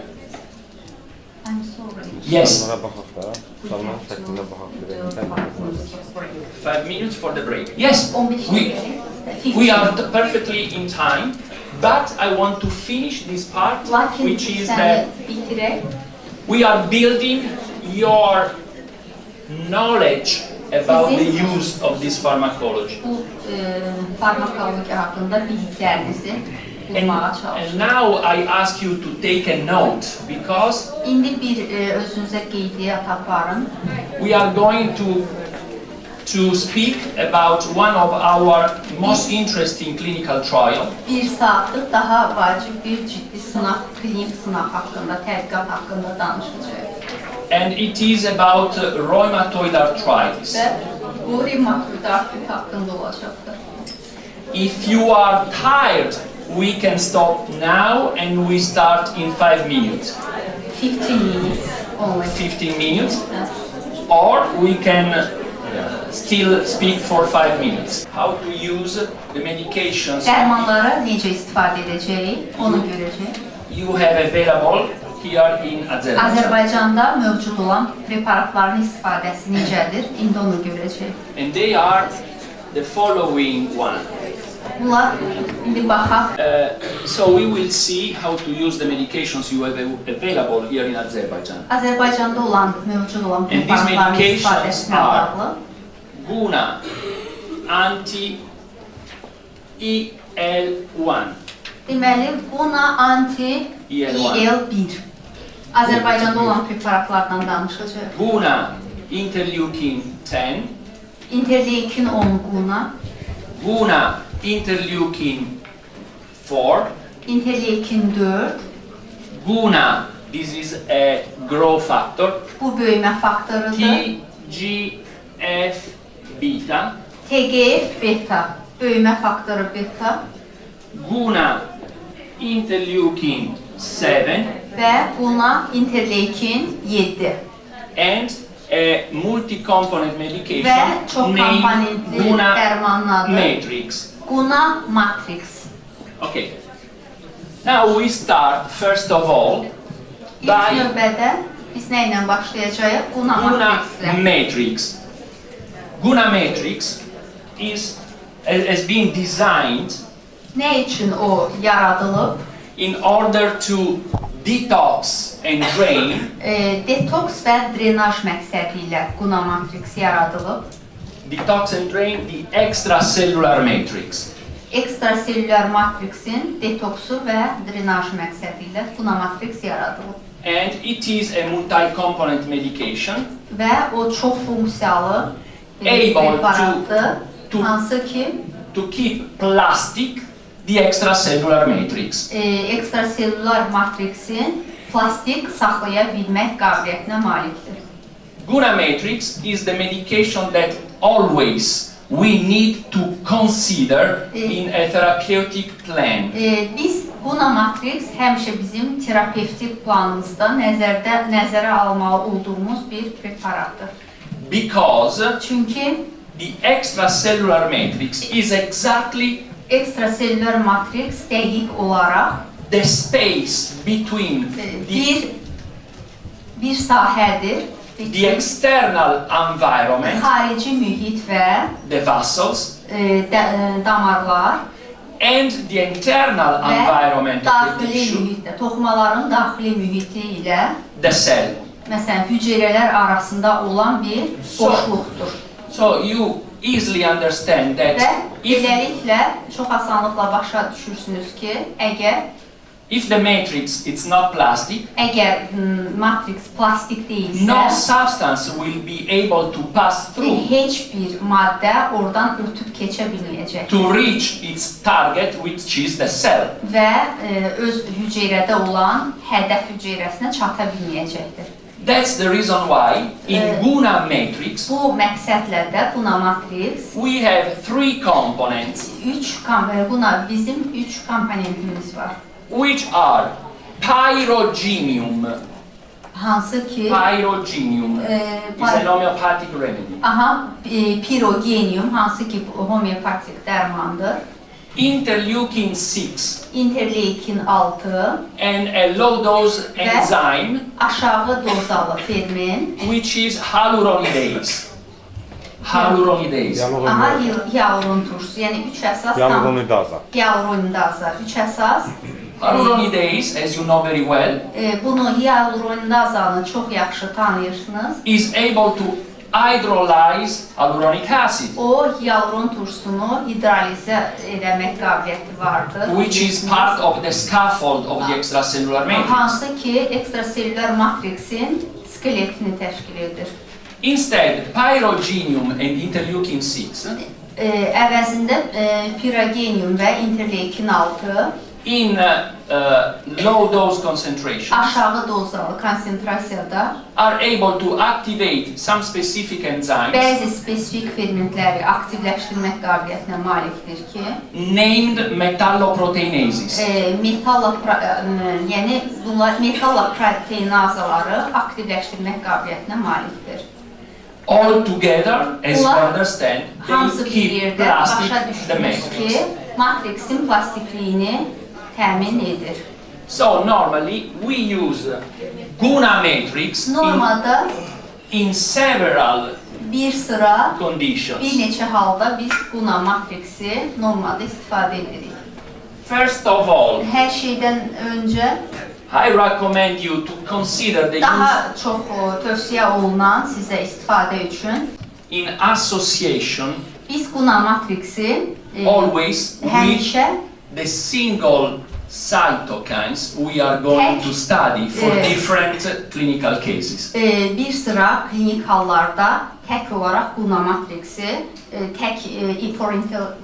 tək interleukinlər üçün nəzərdən keçirəcəyik. You can consider Guna matrix as a booster of all the therapies. Bütün terapiyalarda siz Guna matriksi bir gücləndirici kimi nəzərdə tuta bilərsiniz, hesab edə bilərsiniz. Natural therapies, homeopathic, phytotherapy, Məsələn, natural, təbii fitoterapiyalarda, but also when you prescribe conventional drugs. Həmçinin ənənəvi preparatları da təyin edərkən. For instance, Guna matrix plus benzodiazepines Məsələn, Guna matrix plus benzodiazepinlər. will make benzodiazepines more effective. Bu halda benzodiazepinləri daha effektiv edəcəkdir Guna matriksin istifadəsi. Çünki they will travel through the extracellular matrix easier. Çünki onlar ekstraselülər matriksdən daha asanlıqla qət eləyəcək həmin ekstraselülər matriksi. In this way, you will be able to reduce the directions of the conventional drug. Və ənənəvi təbabətin dərmanlarının miqdarını azaltmaq qabiliyyəti əldə edəcəksiniz. We also use Guna matrix Biz həmçinin də Guna matriksi overlapping with antibiotics. Antibiotiklərlə, yəni üst-üstə düşərkən, yəni istifadə edə bilərik, yəni onlarla yanaşı. In order to reduce possible side effects Əlavə təsirləri, yəni mümkün ola bilən əlavə təsirləri azaltmaq üçün Guna matriksi antibiotiklərlə birgə istifadə edə bilərik. due to the deposition of catabolites of antibiotics in the extracellular matrix. Ekstraselülər matriksdə metabolitlərinin toplanmasını to reduce the metabolites. Exactly. Bəli, metabolitlərini azaltmaq üçün o istifadə edə bilərik. For instance, just think of tetracycline. Məsələn, tutaq ki, tetrasiklin fikirləşin. Nowadays, it is not more so used as antibiotic. İndi hazırki dövrdə o bir antibiotik kimi çox istifadə olunmur. But in the 60s, Lakin 60-cı illərdə kids with yellow teeth were very famous. Amma 60-cı illərdə siz sarı dişli uşaqlar daha çox məşhur, daha çox rast gəlinirdi. But in 2020 a paper was published Lakin 2020-də bir məqalə nəşr olundu. About the fact that a mother using tetracycline during pregnancy Hamiləlik vaxtı tetrasikrin istifadə edən bir ana haqqında can have a kid less developed because of the deposition of tetracyclines. Tetrasikrinlərin toplanması nəticəsində uşağın daha az inkişafı mümkün ola bilərdimi? Yəni belə bir məqalə olmuşdu. So, the most part of Italian pediatricians Əsas İtalyan pediatrlarının əksəriyyəti when they prescribe, for instance, amoxicillin and clavulanic acid və klavulon turşusu təyin edərkən for recurrent respiratory infections, rekurrent, residiv verən respirator infeksiyaları üçün in order not to make rigid the extracellular matrix of kid, uşaqlarda sərt ekstraselülər matriks yaratmasın deyə they associate the drainage. onlar drenajla bunu assosiasiya edirlər. This way, Bu yolla da from the first day of antibiotic therapy antibiotik müalicəsinin ilk günündən etibarən and for all the duration və of the therapy, bütün terapiya müddəti, müalicə müddəti ərzində usually with amoxicillin 8 days, adətən 8 gün amoksisillin istifadə edilir.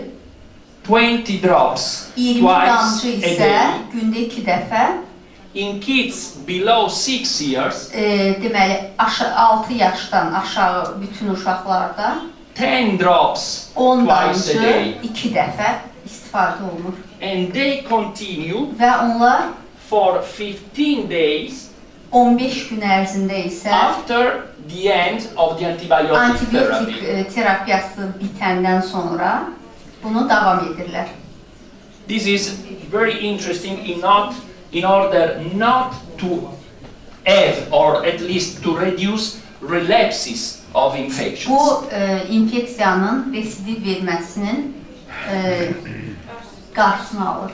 Please consider that Bunu nəzərə alın ki, dendritic cells, dendritik hüceyrələr which are a sort of director of orchestra in our immune system, sanki orkestrdə bizim direktordur. they traffic in the extracellular matrix. Onlar ekstraselülər matriksdə hərəkət edir. The same macrophages, Eyni ilə də makrofaglar. but if you have a rigid matrix, Lakin əgər bizim ekstraselülər matriksimiz sərt they olarsa, will move onlar inside much less, onlar daha içəridə daha az hərəkət edəcəkdir. and your immune response will go down. Immune response Immune response. və sizin immun cavabınız zəif olacaqdır, yəni zəifləyəcəkdir. So, always in combination with every Beləliklə də treatment, hər bir müalicədə, hər bir zaman very important çox vacibdir ki, with antibiotics. antibiotiklərlə kombinasiyada But if some of you istifadə olunsun, lakin is involved in aesthetic medicine, lakin sizlərdən kimsə əgər estetik təbabətlə məşğul olursa, I'm totally convinced that skin aging mən tamamilə təsdiqləyə bilərəm ki, dərinin yaşlanması is mainly due əsasən to chronic inflammation. xronik iltihaba bağlıdır, dərinin yaşlanması. In fact, in the world they use the term inflammaging. Və bu termini iltihab, Inflammaging. inflammaging. It is inflammation plus Aging. aging. Yəni doktor inflammaging deyir. Bu nədir? İltihab plus yaşlanma. Yəni termin olaraq bu şəkildə birləşdirilir. And also why it's so important to detoxify the extracellular Və matrix? nəyə görə ekstraselülər matriksin detoksikasiyası bu dərəcədə vacibdir? For instance, the derma of the skin. Məsələn, dərinin derması. Because if we have a toxic extracellular Çünki matrix, əgər bizim ekstraselülər matriksimiz toksik olarsa, those toxins will be triggers of persistent inflammation. Həmin bu toksik maddələr davamlı şəkildə iltihabı tətikləyəcəkdir. And a skin inflamed Və dərinin iltihabı, because it is toxic, çünki o toksiklik səbəbindəndir will be an aged skin. və dərini yaşlandıracaqdır. But just think that all the nutrients, Lakin indi fikirləşək ki, bütün nutriyentlər, vitamins, trace elements, which element? trace elements, Deməli, həmin oligomaddələr, oxygen pass through the matrix. Yəni bütün bu maddələr, nutriyentlər, bunlar hamısı matriksdən keçib gedir, matrikslə hərəkət edir. I immediately realize if a woman is under Guna matrix by the skin.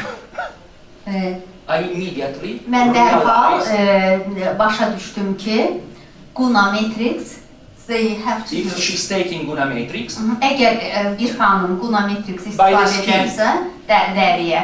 normally after 10-20 days her skin Mesela changes this way. 10-20 gün ərzində o bir xanım Guna matrix istifadə edərsə, onun dərisi dəyişəcəkdir, yəni yaxşılığa doğru. More lightness, more Daha brightness. işıqlı olacaq, daha parlaq olacaqdır. You can also use Guna matrix Guna matrixi həmçinin istifadə edə in bilərsiniz. order to detoxify, generically speaking, the Ümumi patient. desək, bütün pasientlərdə detoksikasiya məqsədi ilə Guna matrix istifadə edə bilərsiniz. In this case, Bu halda the administration way is 20 drops burada hansı necə Twice. təyin etməlisiniz? 20 damcı gündə 2 dəfə. twice a day for at least 2 Ən months. azı 2 ay ərzində gündə 20 damcı olmaqla 2 dəfə istifadə etməlisiniz. So if you ask me, Alessandro, which is Əgər soruşsanız ki, məndən Alessandro, the secret for a successful low dose uğurlu therapy, kiçik dozalı terapiyanın uğuru nədədir? Yəni I have no doubt. mənim şübhəm yoxdur ki, First of all and ever and always həmişə drain. və məndən yəni heç bir şübhəm yoxdur. Mən deyərdim ki, hər bir zaman drenaj edin dəfələrinə. Yəni hər dəfə yenə də drenaj, yenə də drenaj deyərdim. The drainage is the mother of all the therapies. Bütün terapiyaların anası drenajdır. But if you don't drain the extracellular matrix, Lakin siz ekstraselülər matriksi drenaj etməsəniz, which is ubiquitary in our body, hansı ki bizim orqanizmi ubiquitroma everywhere, hər yerimizdə, bizim bədənimizin hər yerindədir. Əgər yəni drenaj etməsəniz, and you only stimulate the Yalnız- organ of excretion, yalnız ekskresiya orqanlarımızı stimulyasiya etsəniz, you will be not really detoxifying the siz body. həqiqətən də yəni o halda bədəni detoksikasiya edə bilməyəcəksiniz. Guna, There are some questions. yes. For Crohn's disease, in which stage of the disease we have to give this? Yeah. In Crohn's disease, which is an inflammatory autoimmune disease, Kron xəstəliyi, hansı ki bağırsağın iltihabi xəstəliyidir. you remember our proposal is the combination of Bizim təklifimizi yadda saxlayın ki, kombinasiyada anti-EL1 plus interleukin 10. Anti-L1 və interleukin 10. 20 drops 20 Twice damcı a day. gündə 2 dəfə. for cycles, cycles. not less than 2-3 months. 2-3 aydan az olmayaraq. In acute phase can they use, for example? Absolutely yes, and That is also in common, yeah. overlapping with conventional therapy, like methotrexate or In combination? together with. Bəli, və hətta metatrexat və s. yəni ənənəvi təbabət dərmanları ilə necə? If the patient has a bleeding, Bleeding, yeah, no contraindications because Göstəriş deyil, yenə də Guna'nın bu preparatların istifadəsi. with anti-interleukin 1 and interleukin 10, as you will see now, İndi bunlarla görəcəksiniz ki, we are controlling acute and chronic inflammation, kəskin və xronik iltihabı bununla biz nəzarətə ala bilirik. reducing Və the intensity of the inflammation. iltihabın intensivliyini azaldırıq. The relapse of the disease phase will last. Yes, exactly. This is, you anticipate what I'm going to show. Siz qabaqladınız o nəyi ki göstərməyə çalışır.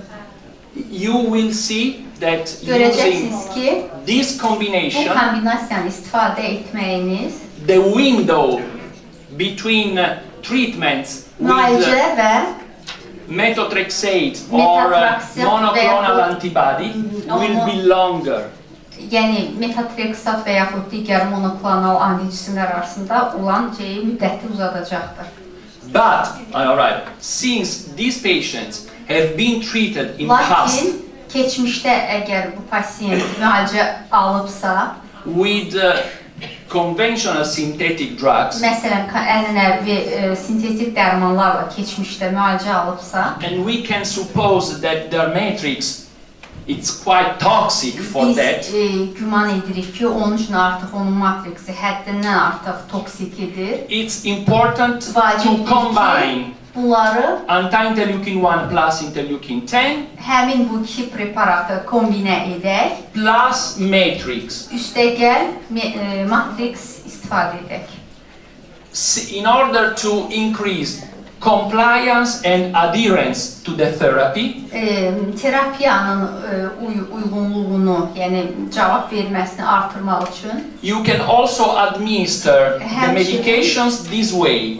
Dərmanları bu yolla da təyin edə bilərsiniz. The patient takes a bottle of water like this, Pasiyent belə bir butulkada su içir and every morning və hər səhər, yəni belə bir butulka götürür və hər səhər he pours 40 drops each of these bunların medications, hər birindən 40 damcı and they drink this therapeutic cocktail və bu during the day. terapevtik kokteyli gün ərzində içir, istifadə edir. This is a very good practice Bu çox yaxşı praktikadır.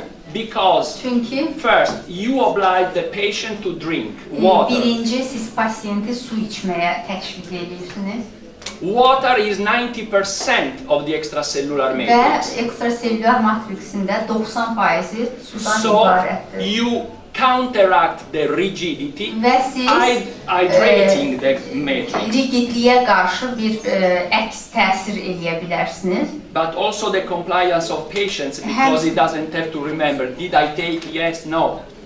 Okay.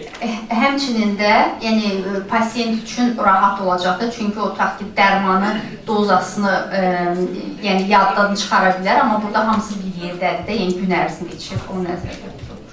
There is another question. Here's another question. Can Guna medication pass through the hematoencephalic blood-brain barrier? Barrier. Yeah, the BBB, HBB. blood-brain barrier. We don't know. Onu bilmirik. We perform some studies only on a growth factor, Biz yalnız bir neçə tədqiqatda yalnız böyümə faktorunu, which is the brain-derived neurotrophic factor, which passes the blood-brain barrier. The other medications, we are not in the bir position to say preparatı yes. bilir ki, o dəqiq keçir, ancaq başqa preparatlar üçün deyə bilməz. Həmin o, which medication passes through the HBB? Is a growth factor. Böyümə faktoru, yalnız Name BDNF, BDNF, həmin bu brain-derived neurotrophic factor. beyindən alınmış neyrotrofik faktor, yəni bu keçir bariyeri. I answer this one. Another question. Yeah.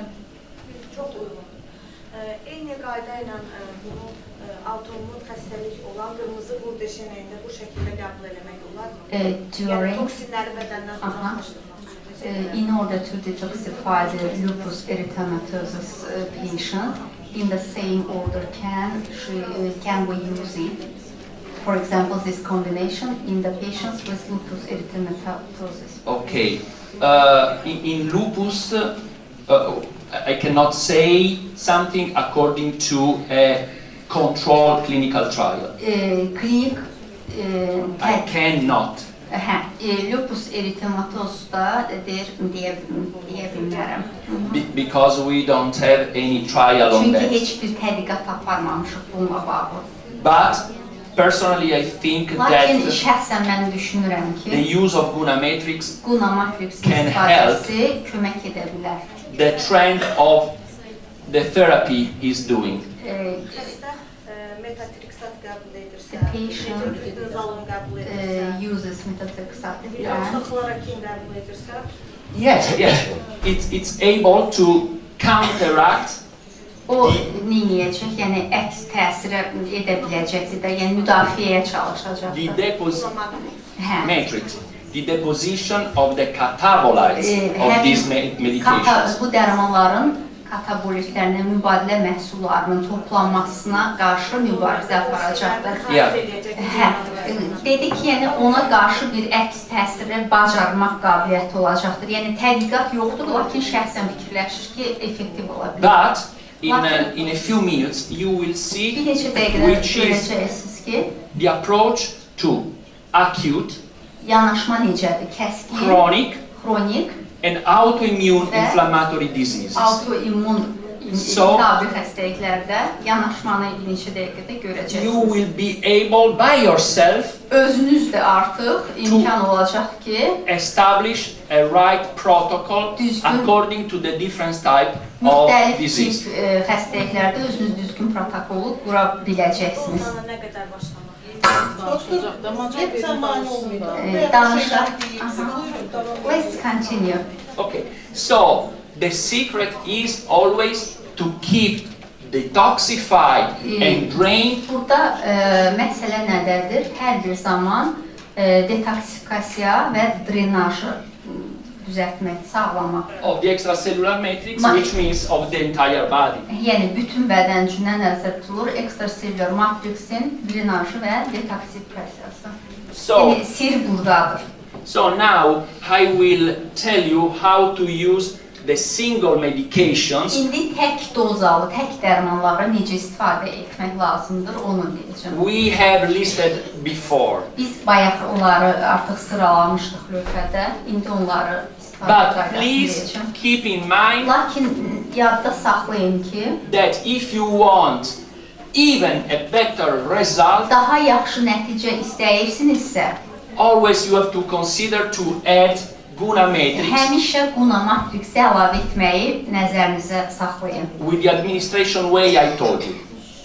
Və mənim dediyim şəkildə təyin etməyi nəzərdə həmişə saxlayın. So now let's go how to use İndi gəlin görək necə istifadə edək and when to use və nə zaman istifadə edək. anti-interleukin 1, Anti-interleukin 1, interleukin 10, interleukin 10 interleukin 4, və 4 TGF-beta.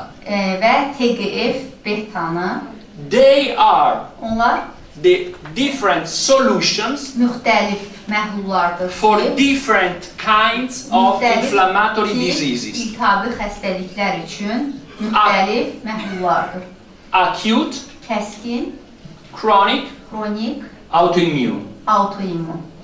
To better understand this Bunu daha yaxşı başa düşmək üçün and to be able to walk by yourself və from özünüzdə tomorrow, sabah görməyiniz üçün a little premise of immunology it's important. çox kiçik bir Premise. çox kiçik bir immunoloji olaraq bir şey lazımdır. Okay. We have a lot of immune cells. Bizdə çox immun hüceyrələr var. But now- Lakin indi Please just remember two kinds of İki növ, immune cells. iki növ immun hüceyrəni yadda saxlayın. The red one is, I think, better. Th1 Deməli, T1 and Th2. və TH2, T2'lər.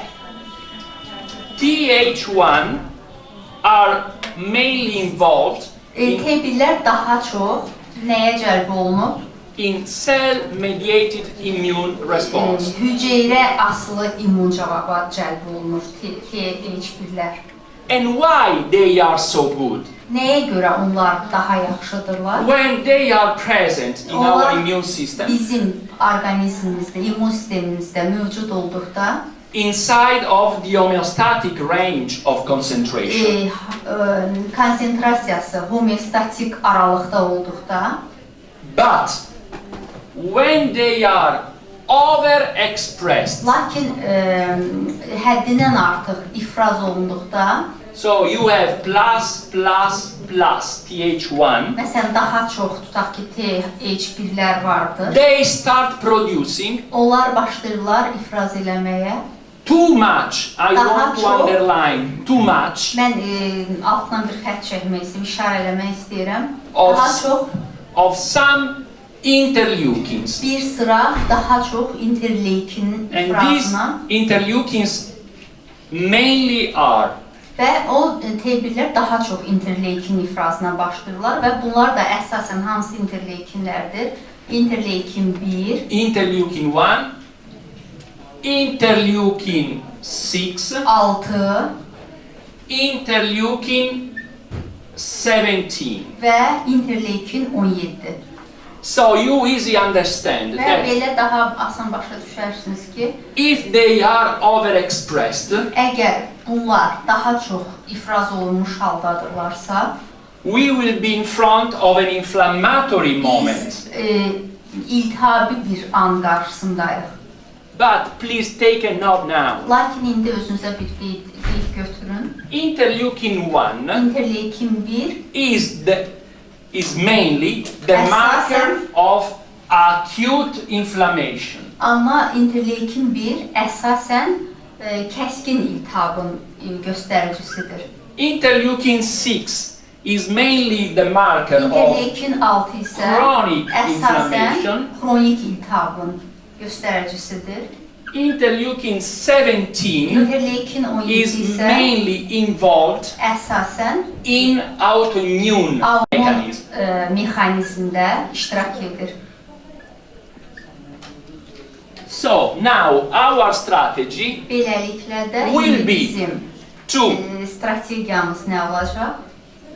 downregulate interleukin 1 İnterleukin 1'i in acute inflammatory diseases. kəskin iltihabi xəstəliklərdə aşağı Downregulate regulasiya in etmək, chronic. xroniki iltihablarda interleukin altını aşağı regulasiya Mainly interleukin 17 in əsasən autoimmunity. autoimmun xəstəliklərdə isə interleukin 17-nin aşağı regulasiyasını etmək. Is it clear? Aydındır. It's fine. Okay, Okay. everything is clear. So, what can we do?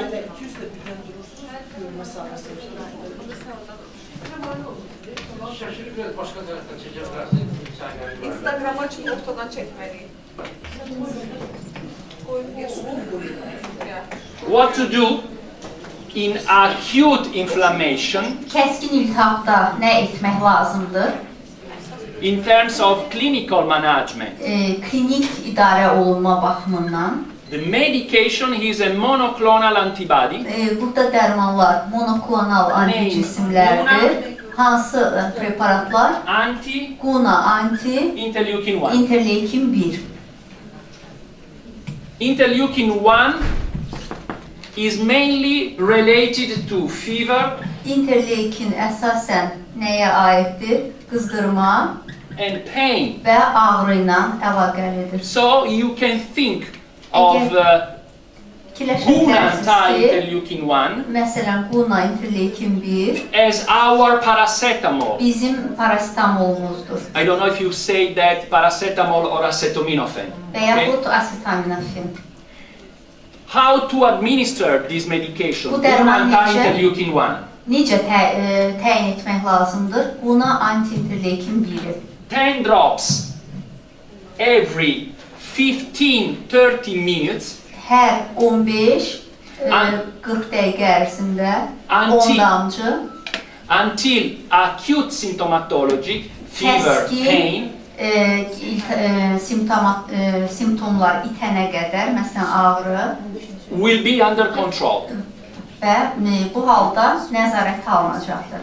This is the use of anti-interleukin-1 anti-interleukin 1-in istifadə qaydasıdır. by itself, alone. Təkcə özünün, yəni tək olaraq istifadəsi. I understand that, for example, in 15 to 40 minutes, for example, I will take in every 30 minutes someone can take. For a couple of hours. Aha, yəni bir neçə saat ərzində əlamətlər aradan qalxana qədər 15-40 dəqiqə ərzində, yəni Hər 15 dəqiqədən bir. Hə, until 40 minutes, for example, can I take, for example, in every 40 For minutes? instance, you keep 10 drops at 10 o'clock. Məsələn, tutaq ki, saat 10-da istifadə elədik. Other 10 drops 10-15 o'clock. Other 10 drops 10-30 o'clock. Hər 15 dəqiqədən bir olaraq. For not more than 2-3 hours consecutively. Aha, yəni 2-3 saatdan artıq olmayaraq. Okay? Instead, when to use the solution for chronic inflammatory disease. Xronik iltihabi xəstəliklər üçün məhlulları nə zaman istifadə etməli? You remember the marker of chronic inflammation Xronik iltihabın markerini yada is salmalıyıq. interleukin 6. Bu interleukin 6-dır. How can we block Biz bunu necə more precisely daha dəqiq olaraq Down necə regulate. aşağı regulasiya edə bilərik? Yəni bunu necə blok edə bilərik?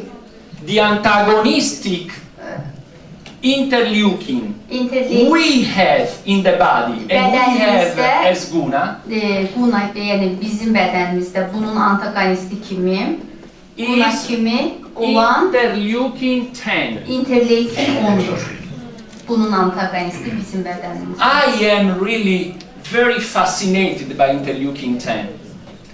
Fascinated. Fascinated, in love. Okay? Mən bunu daha çox, yəni interleukin 10-u daha çox sevirəm. Bu daha çox xoşuma gəlir. Because I am sure you agree with me that Bilirəm ki, siz də mənimlə razılaşarsınız ki, the biggest problem in ən böyük medicine problem maybe təbabətdə ola bilər ki, is the low or not low chronic az və yaxud inflammation. az olmayan xronik iltihab. Yəni yox, Low grade chronic inflammation. aşağı dərəcəli xronik iltihabdır. Yəni əsas, yəni ən böyük problem təbabətdə aşağı dərəcədə olan və yaxud aşağı dərəcə olmayan ümumiyyətlə xronik iltihabdır.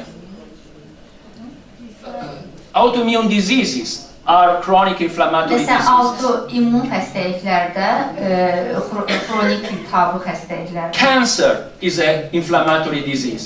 xərçəng də inflamator, yəni iltihabi xəstəlikdir. For neurologists, they will agree with me. Mesela- Depression is also an inflammatory disease. Nevrologlarla razılaşacaq ki, depressiya da həmçinin iltihabi xəstəlikdir. Autistic spectrum disorders are inflammatory Autizm diseases. pozğunluqlar da həmçinin iltihabi xəstəliklərdir. So, inflammation is the silent killer. Which killer? Silent killer. İltihab səssiz qatildir. But, clinical question for you. Lakin How klinik can sual you- sizin üçün, How can you manage the chronic inflammation? lakin siz xronik iltihabla necə idarə edirsiniz? Xronik iltihabla necə müalicə edirsiniz? Guidelines say not to use, for instance, NSAIDs for more than 3 to 6 consecutive days from the onset of the Məsələn, disease. qeyri-iltihab əleyhinə steroid preparatları, protokollar deyir ki, bir neçə gün ərzində, 3-6 gün ərzində məsələn istifadə edin. Can you use long-term corticosteroids? Məsələn, uzun müddətli kortikosteroidlər istifadə edə bilərsinizmi? Yes, but also side effects. Lakin be bəli, severe. amma həmişə də So- əlavə effektləri olacaqdır və beləliklə də The fact to have a natural biological medication normal deməli biological effect. Please go on. No, a biological medication, Hə, natural. bioloji neytral bioloji preparatlar 100% safe. Daha çox böyük faizlə daha təhlükəsizdir That you can use long term, və bunları daha uzun müddətli istifadə edə biləcəksiniz. even in combination with Hətta conventional therapy. conventional therapy in order to keep low the disease activity when you stop the conventional therapy. Və ona görə də hətta ənənəvi terapiya ilə kombinasiyada istifadə edə bilərsiniz və onu It's really something that can change the approach to these diseases. və istifadə etdikdə bu xəstəlik üçün yanaşmanı dəyişə bilərsiniz.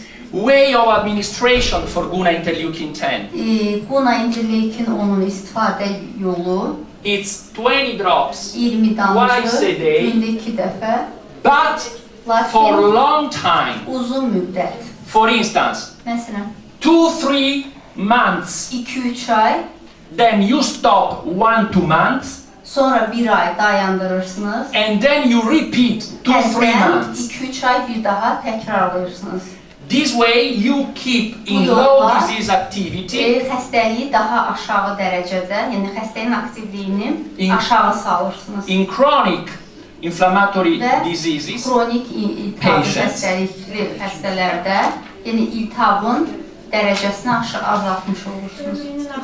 Very often, somewhere in the world, people ask me, Çox zaman soruşurlar ki, Alessandro, çox tez-tez, according to you, which məsələn, is sizə görə hansı the long life elixir? uzun müddətli, yəni bütün həyat boyu eliksir nədir? After 32 years of studies in this field, Deməli, bu sahədə 30 ildən çox, 32 ildən çox bir müddətdə tədqiqatdan sonra I am quite convinced mən that tamamilə əmin oldum ki, it is bu drain the matrix, matriksi drenaj etmək, control low-grade chronic inflammation. aşağı dərəcəli iltihabı nəzarətdə saxlamaq. That's the reason why I use Bu səbəbdən də mən istifadə the edirəm. combination of Guna matrix, Buna matriks kombinasiyasını istifadə 20 edirəm. drops twice a day, Gündə 2 dəfə 20 damcı olmaqla. plus Guna interleukin 10, Üstəgəl buna interleukin 10. 20 drops twice a day, Bu da yenə gündə 20 damcı 2 dəfə. for 2-3 consecutive months, 2 ardıcıl, 2-3 ardıcıl ay ərzində 2-3 times per year. və ildə 2-3 dəfə olmaqla. And honestly, this That- way I am able to keep under control my crazy life because it's Və quite bununla da mən inflammatory açıq life. desəm, yəni mən öz qarma-qarışıq çətin həyatımı belə kontrol edə bilirəm. I have to give you a bad news. Mən sizə bir pis xəbər verməliyəm. Interleukin 6 that you know is Sizin bildiyiniz the marker of inflammation. interleukin 6 iltihabın markeridir, göstəricisidir. Until 50 years of age 5 yaşa qədər olan bir müddətdə. is physiologically flat. Bu fizioloji olaraq düzdür. 5 yaşa qədər. After 50 years, 5 ildən sonra isə even though you live in the healthier way, əgər tam sağlam bir yolla da yaşamış Interleukin olsanız, six- interleukin 6 progressively rise up. Progressiv şəkildə artmağa başlayacaqdır. 50. After 50 After 50 years, 50 years, 50 ildən üzr istəyirəm. rises up. Yaşlı vəziyyətdə But artıq. till 5 years, under 5 years is No, no. flatline. No, Okay, 50. when I was 50 years old, 50 yaşa qədər 50, 50. I started producing a lot of interleukin 50 6. yaşdan sonra interleukin 6-nın Yəni yaşlı ifrazı. vəziyyətdə artıq. Hə, 50 yaşdan That's the sonra. reason why I am not so awesome I was 20 years ago and handsome. Why just now you are not handsome? I'm not handsome now. Nəyə Because I görə am mən indi 62. qəşəng deyiləm, çünki indi artıq 62 yaşım var. And I becoming old. Və mən qocalıram. And she is the bastard. Və bu artıran, yəni booster məhz budur, interleukin 6-dır. I'm still able to challenge young guys. Lakin mən onunla mübarizə aparıram. Because I counteract the storm of interleukin Mən 6 interleukin 6 və bu qocalığın da səbəbi məhz bunun artmasıdır. And once again, Və bir daha the fastest effect you see və daha sürətli effekti görəcəksiniz. about the combination of Guna matrix plus Guna interleukin 10 Guna matrixlə Guna interleukin 10-un kombinasiyasında daha sürətlə effekti görəcəksiniz. is the condition of skin. Və bu əsasən dərinin vəziyyətinə, it will affect the condition of the skin. Exactly. Bəli, yəni bu dərinin vəziyyətinə təsir edəcəkdir. Okay. Then, do you remember which is the interleukin mainly involved in autoimmunity? Yadınızdadırmı, autoimmun xəstəlikdə hansı interleukin cəlb olunur? 17. Exactly. Interleukin Interleukin 17. 17. According to the studies, Tədqiqata müvafiq olaraq 2006-2007, deməli 2006 və 2007-də this is the year of this study, from Cook and Bettelli, two famous immunologists, iki məşhur immunoloqlar, Cook və Bettelli, they demonstrated onlar nümayiş etdirmişlər ki, that the antagonistic interleukin of interleukin 17 interleukin 17-nin antagonisti is interleukin 4. interleukin 4-dür. So, every time Beləliklə də hər You zaman siz an autoimmune disease, autoimmun xəstəliklə üzləşdikdə in order not only to manage the Yalnız inflammatory iltihabi symptoms, yalnız iltihabi simptomları idarə edilməsi deyil, but to recover the homeostasis of the immune system, həmçinin immun sistemin homeostazını bərpa etmək üçün you have to think about Guna interleukin 4. Guna interleukin 4 haqqında da düşünməlisiniz. Always for Guna interleukin 4, the Hər- administration way is Hər zaman Guna interleukin 4 üçün təyinat yolu 20 drops 1 twice a damcı day gündə 2 dəfədir. for time not less than 3-4 months. 4 times. No. For a period not less than 3-4 months. 3-4 aydan az olmayaraq. Okay? So now, just to wrap up all together, and then I will show you the evidence of the clinical trials, İndi klinik tədqiqatlar for göstərir. instance, in rheumatoid arthritis, Məsələn, reumatoid artrit, psoriasis vulgaris, psorias vulgaris, vitiligo, vitiligo and then we will see və sonra what biz to görəcəyik do ki, nə for the etmək lazımdır. immune boosting of your patients. Və So- sizin pasientlər üçün, immun gücləndirici üçün nə etmək lazımdır? If I say acute inflammation, Əgər mən desəm ki, kəskin iltihab, what do you answer me? Which is the marker? kəskin iltihab markeri hansıdır sorursam nə deyəcəksiniz? Interleukin 1, great. Chronic inflammation, interleukin 6. 6 interleukin xroniki iltihab. No, stop, not anti. Yox, Not on. 6. Oh, It is not anti, it is 6 in our language. 6, it is not anti. okay. Oh my God, there is something on the contrary. I apologize. No, I am Autoimmunity, interleukin 17. Və autoimmun üçün interleukin 17.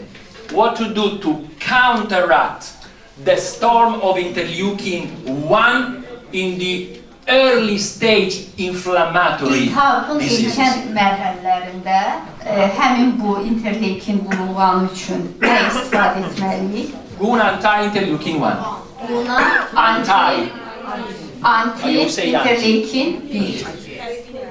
In chronic, when we have a storm of interleukin 6, İnterleykin 6-nın belə vurulğanı üçün nə? 10. okay, to counteract interleukin 6, we use İnterleykin 6 üçünsə Guna interleukin 10. buna interleykin 10 istifadə To edilir. counteract interleukin 17, we use, İnterleykin 17-yə qarşı mübarizə üçün and you are very lucky here in Azerbaijan, Azərbaycan siz çox şanslısınız ki, because you also have available sizdə əl çatandır. Guna, oh my god, Only with red or green. Guna TGF beta.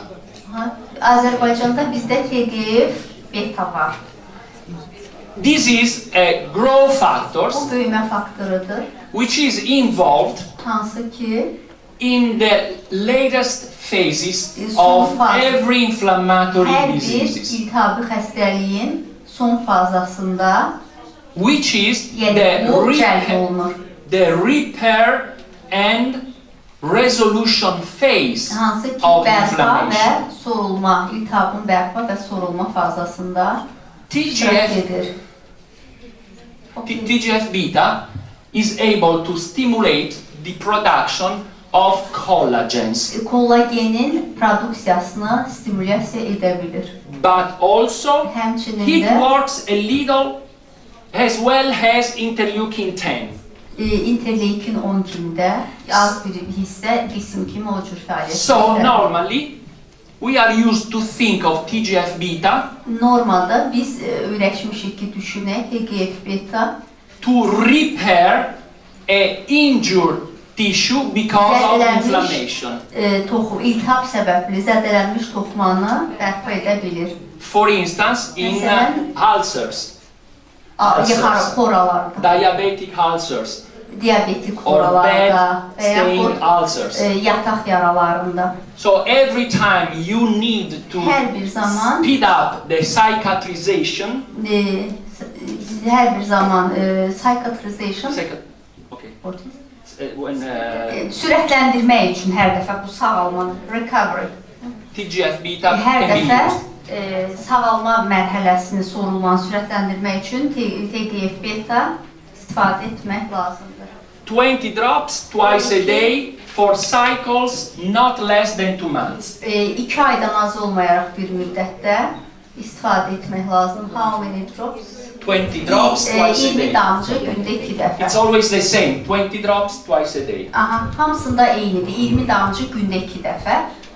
So, you can... Bunlar bir dənə sual verin. Hansı suda həll olunur? Bəziləri deyir qaynanmış su yaxşıdır. İçdiyiniz suda. Bəziləri deyir çiğ su var. Drinking water. Adi su var. In which water? Water. Water, In which type of water? For example, a bottle like this, it's perfect. Bottle like this, 30... boil it, have to be boiled. No. Yox, qaynanmış vacib deyil. No. It's a normal drinking Normal, water. adi içməli suda. It's just to deliver the drug. Yəni sadəcə dərmanı çatdırmaq üçün vacib deyil hansının su olması. Okay, in rheumatoid arthritis, Revmatoid artritlərdə we perform an open randomized biz active açıq, control clinical randomizə trial. olunmuş klinik tədqiqat icra etmişik, aparmışıq And the group of Professor Migliore və professor Migliori uh, və bir qrup digər, yəni professorlar Romadan he divided o patients in 2 groups. pasientləri 2 qrupa bölmüşdür. One group Bir qrup treated with methotrexate. metatrexatla müalicə almışdır.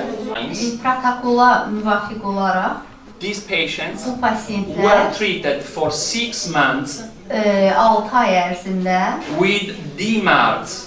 You know DMARDs? DMARDs bilirsiniz. Disease modifying anti-rheumatic drugs. Aha. Xəstəlik modifikasiya olunmuş revmatoid preparatlar. For instance, methotrexate Məsələn, or metotrexat monoclonal və antibodies. yaxud monoklonal anticismlər. After 6 months, 6 aydan sonra they were in remission. onlar remisiya əldə etmişlər. In this moment, Professor Migliore divided Bu halda The Profesör patients- Migliore pasiyentləri bölmüşdür in 2 groups. 2 qrupa. One group Bir keep qrupda on going with davamlı olaraq methotrexate. metotrexat müalicəsi aparılmışdır. One group with this protocol. Digər qrup Anti-EL1 plus anti-interleukin 1, interleukin 10 interleukin 10, plus interleukin 4. interleukin 4 bunlar bir yerdə. You can easily recognize Və siz acute, chronic and autoimmunity. burada asanlıqla aşkar edə tanıya bilərsiniz ki, yəni hansı bunun kəskin, hansı kronik, hansı autoimmundur. Okay.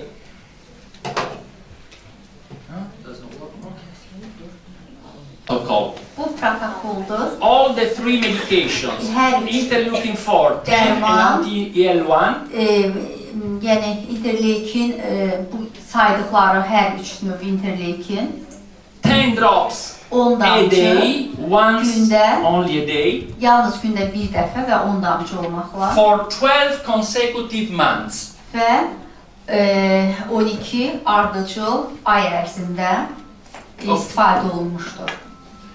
Okay? The other group with methotrexate. Digər qrup isə metotrexatla müalicə almışdır.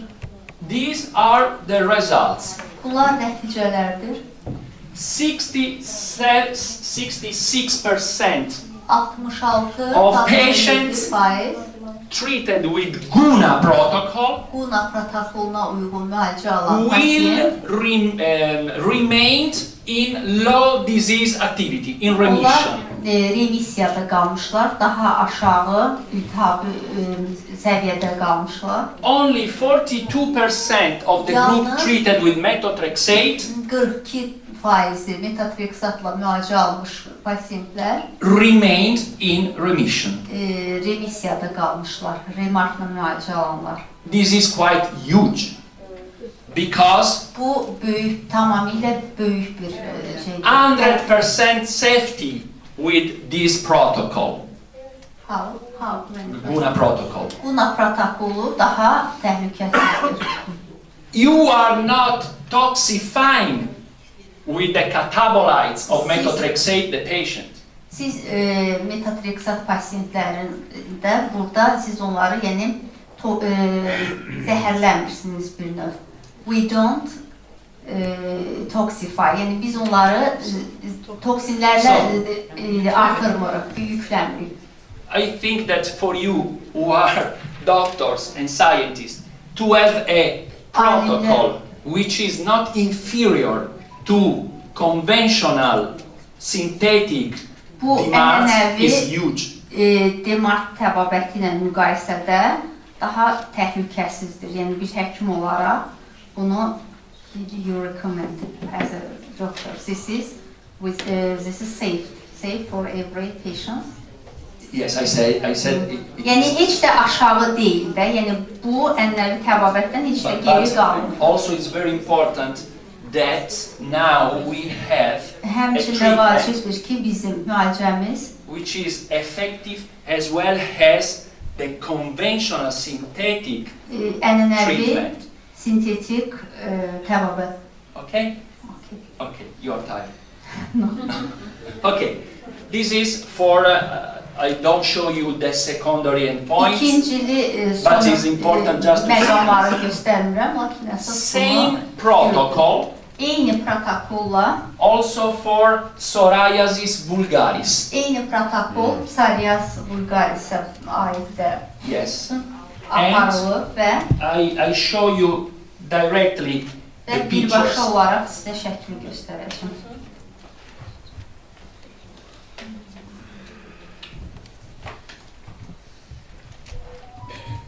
Where is? I don't have the pictures of psoriasis. and I will, Psoriazın şəkli yox. anyway, in the treatment of psoriasis vulgaris, Psoriaz vulgaris müalicəsi. the protocol was Protokolu necə the idi? same, Eyni idi. but 20 Lakin- drops Lakin twice. 20 damcı 2 dəfə idi orada. 20 drops twice a day Gündə 2 for dəfə 3 months. təqribən 3 ay ərzində. The primary endpoint İlkin nəticələr was the reduction of PASI.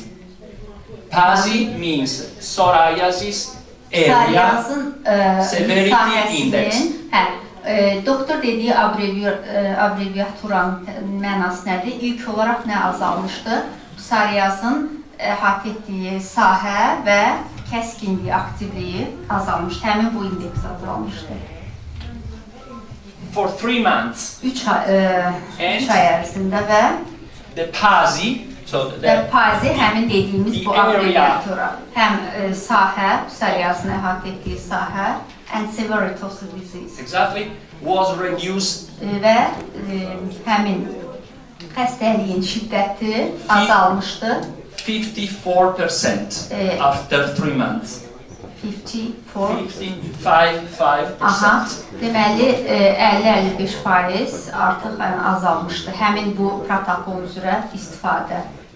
Another clinical trial we perform Digər apardığımız bir klinik tədqiqat using these 3 medications. bu 3 dərmanı istifadə edərək apardığımız tədqiqat. In some cases, Bir sıra plus hallarda əlavə olaraq you don't have available here, burada əl çatan deyil. which is called Nə? F fibroblast growth factor. Fibroblast böyümə faktoru bizdə mövcud deyil. Yəni o əlavə olaraq Is vitiligo. Bir də Vitiligo. vitiligo. Vitiligo, okay? Which is, as well as rheumatoid arthritis, psoriasis, and inflammatory autoimmune Yəni disease. bütün psoriaz, vitiligo üçün olan We developed a lot biz bir sıra çoxlu the studies on tədqiqatlar, vitiligo. vitiligo ilə bağlı çoxlu tədqiqatlar aparmışıq. And we enrolled patients Və hansı biz pasientləri daxil with etmişik? vitiligo Vitiligo ilə olan pasientləri daxil etmişik. involving no more than 15% of the body surface. Bədən səthinin 15%-dən az sahəsi cəlb olunmayan pasientləri tədqiqata daxil etmişik And we compared the treatment və müalicəni with microphototherapy. Microphototherapy. Mikrofototerapiya ilə davam etmişik. 311 UVB narrowband is the intensity of the microphoto. Okay, microphototherapy. Mikrofototerapiya. Okay. Yox, o deyil. You understand? Yes. Ultraviolet. Narrowband 311 Nazik dəstəli, Nanometers. ultraviolet. maybe she's a dermatologist. No, she's not. Okay. And you can see that Bunu görə These bilirsiniz, patients- bu pasiyentdə repigmented repigmented aha, between repigmentasiya 74% Aha. to 90%. deməli bu pasiyentdə dəridə repigmentasiya 74-90% arası olmuşdur. So it's huge. And Yəni böyük bir rəqəmdir və 100% of the patients Ve- stopped the spreading of the lesion. 100% olaraq həmin bu zədələnmə ocağının yayılmasının qarşısı alınmışdır, dayanmışdır. These are just some pictures. We Neçə have şəkil. hundreds of Yəni yüzlərlə patients. pictures. Okay. This is from the Institute of Dermatology in Sofia, Bulgaria. Burada Bolqariyada olan həmin revmatoloji pasiyentin şəkli. Professor Zankov and Professor Kadurina. Professor Zankov və Kadulyanın This is one of the worst, they told me, type and of this- vitiligo. ən pis vitiligo xəstələrindən biridir. In the back, transversal. Və köndələn və bel nahiyəsində olan bir vitiligo sahəsidir. At the beginning of the treatment, Müalicənin əvvəlində after 6 months, və 6 ay sonra, müalicədən 6 ay sonra ikinci şəkli 20 görürsünüz. drops twice a day, Yenə də 20 damcı gündə 2 dəfə, between 6 to 9 months consecutively. 6-9 aya qədər ardıcıl ay ərzində istifadə olunub. This is another case, totally recovered. Tamamilə sağalmış başqa bir haldır. This is very interesting because Bu çox maraqlıdır çünki you can see burada görə the bilərsiniz biological effect, bioloji effekti, which is to stimulate hansı ki your own capability to produce melanin. melanin ifraz edə bilmə. And you can see the first spot of repigmentation. Burada ilk olaraq ilkin repigmentasiya nöqtəsini görə bilirsiniz That typically is perifollicular. Və tipik olaraq perifollikulyardır. Already after 1.5 months. Demək olar ki, bir ay sonra, tamında 5 ay sonra. This is a complete restitutio ad integrum Bu da- after less than 2 months. Bu da 2 ay sonraki, yəni 2 aydan az olaraq bir müddətdə. Which pathology is this? Which type of disease here? Vitiligo. Bu da ikinci vitiligodur. All of these pictures were about vitiligo.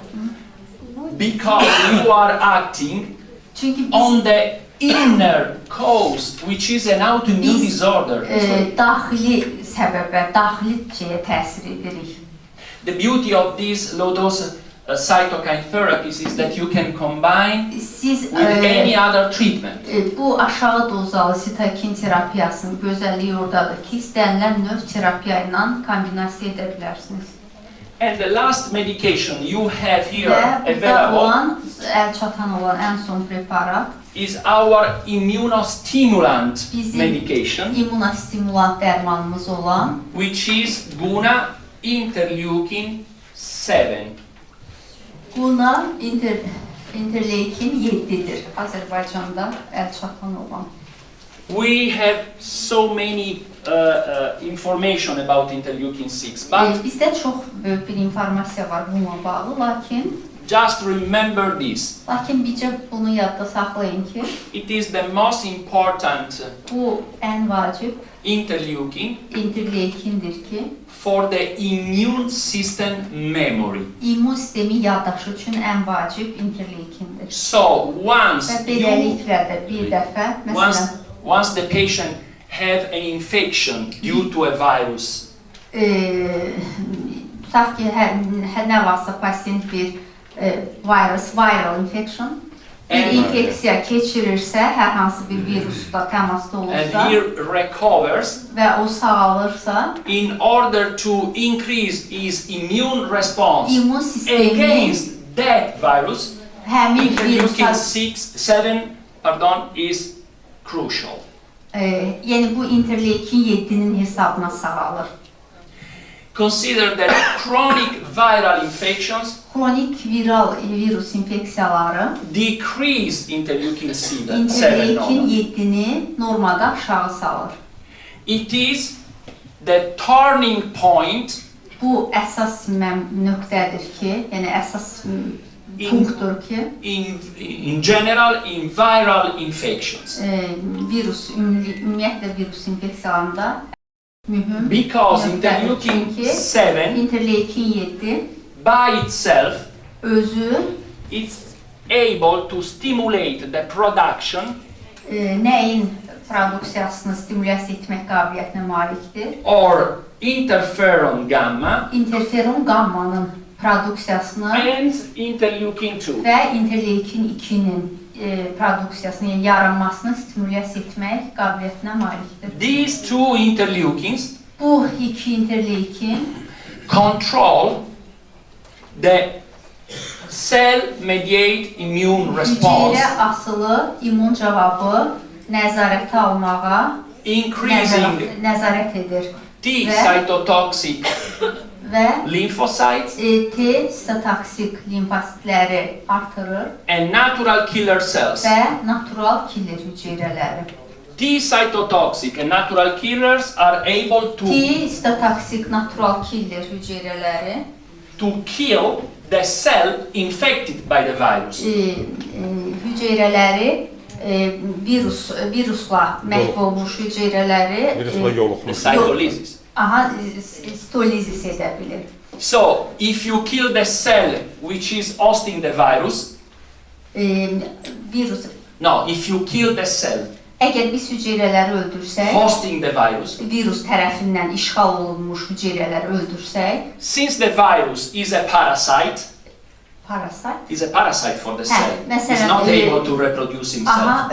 O virus parazitdir, yəni hüceyrələri reproduksiya edə bilməyəcək. If you kill the hosting cell, Əgər siz bu sahib hüceyrələri öldürsəniz, you block the infection. siz infeksiyanı blok edəcəksiniz. So, using interleukin 7, Və interleukin 7-ni istifadə edərək you indirectly və birbaşa olmadan stimulate dolayı yolla the production of T cytotoxic T cells sitotoksik hüceyrələrin produksiyasını yəni dolayı yolla we will increase and natural killer cells. və natural killer hüceyrələri artıracaq və beləliklə də How to use interleukin 7? interleukin 7-ni necə istifadə edək?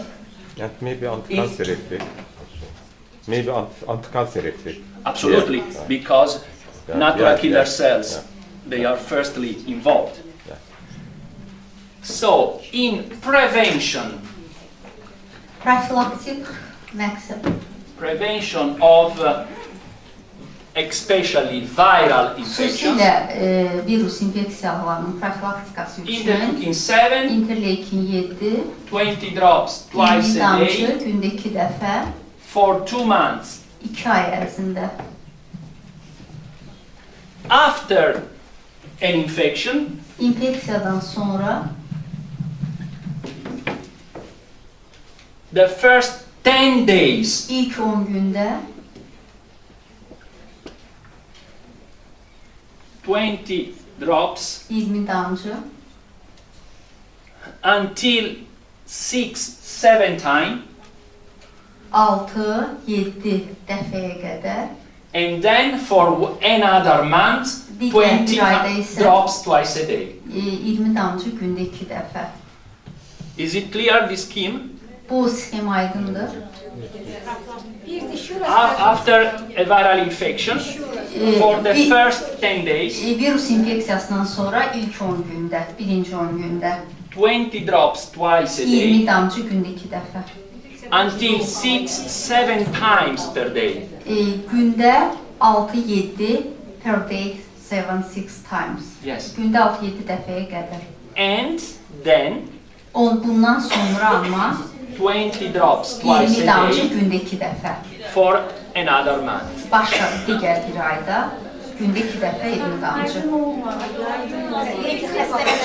Aydın olmadı. Aydın olmadı. İlk damcıdan günde 6-7 dəfəyə qədər, sonra da 2 dəfəyə. Sonra 2 dəfə. Amma virus infeksiyası in the acute phase of viral infection. Does it make sense in acute phase? In prevention and after. Aha, həm profilaktik, həm də daha sonra da bu, yəni kəskin fazlanı demir. This is the field of application where we register the biggest experience. These two. Okay?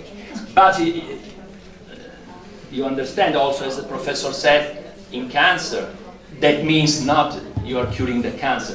You are controlling the immune system. Biz xərçəng müalicəsini yalnız immun sistemi nəzarətdə saxlayırıq. So, this is what we can do with low dose cytokines Bu, yəni bizim aşağı dozlu sitokinlərlə edə biləcəyimiz and with Guna matrix. və Guna matrixlə. uşaqlarda da soruşuldu. Uşaqlarda necə? In pediatric practice, can we do it in the same manner? I have to tell you that maybe in our country, pediatricians are the specialists who use more our medications. Bizim ölkədə pediatrlar bu dərmanları daha çox istifadə edirlər. But the same dosage. No. Okay. Under 6 years of age, 6 yaşdan aşağı half dosage of adults. Böyük dozanın yarısı. Uşaqlar üçün böyük dozanın Which yarısı. means 6 yaşdan aşağı. Hansı ki, instead of 20 drops, məsələn, 20 damcı əvəzində 10 drops. 10 damcı olacaqdır. Under 3 years of age, 3 yaşdan aşağı isə 5 drops are Beş damcı. already effective. yəni 3 yaşdan aşağısı, yəni 5 damcı artıq effektivdir. 6 yaşdan yuxarı doz. 6 yaşdan aşağı under 6 10 drops. Yes. After- Under 3, 5. Amma 3 yaşdan aşağı 5 damcı. But from the 6 years Same. 7 years old or 100 years old, the same. 6-dan yuxarı eynidir böyüklərlə. In pregnancy.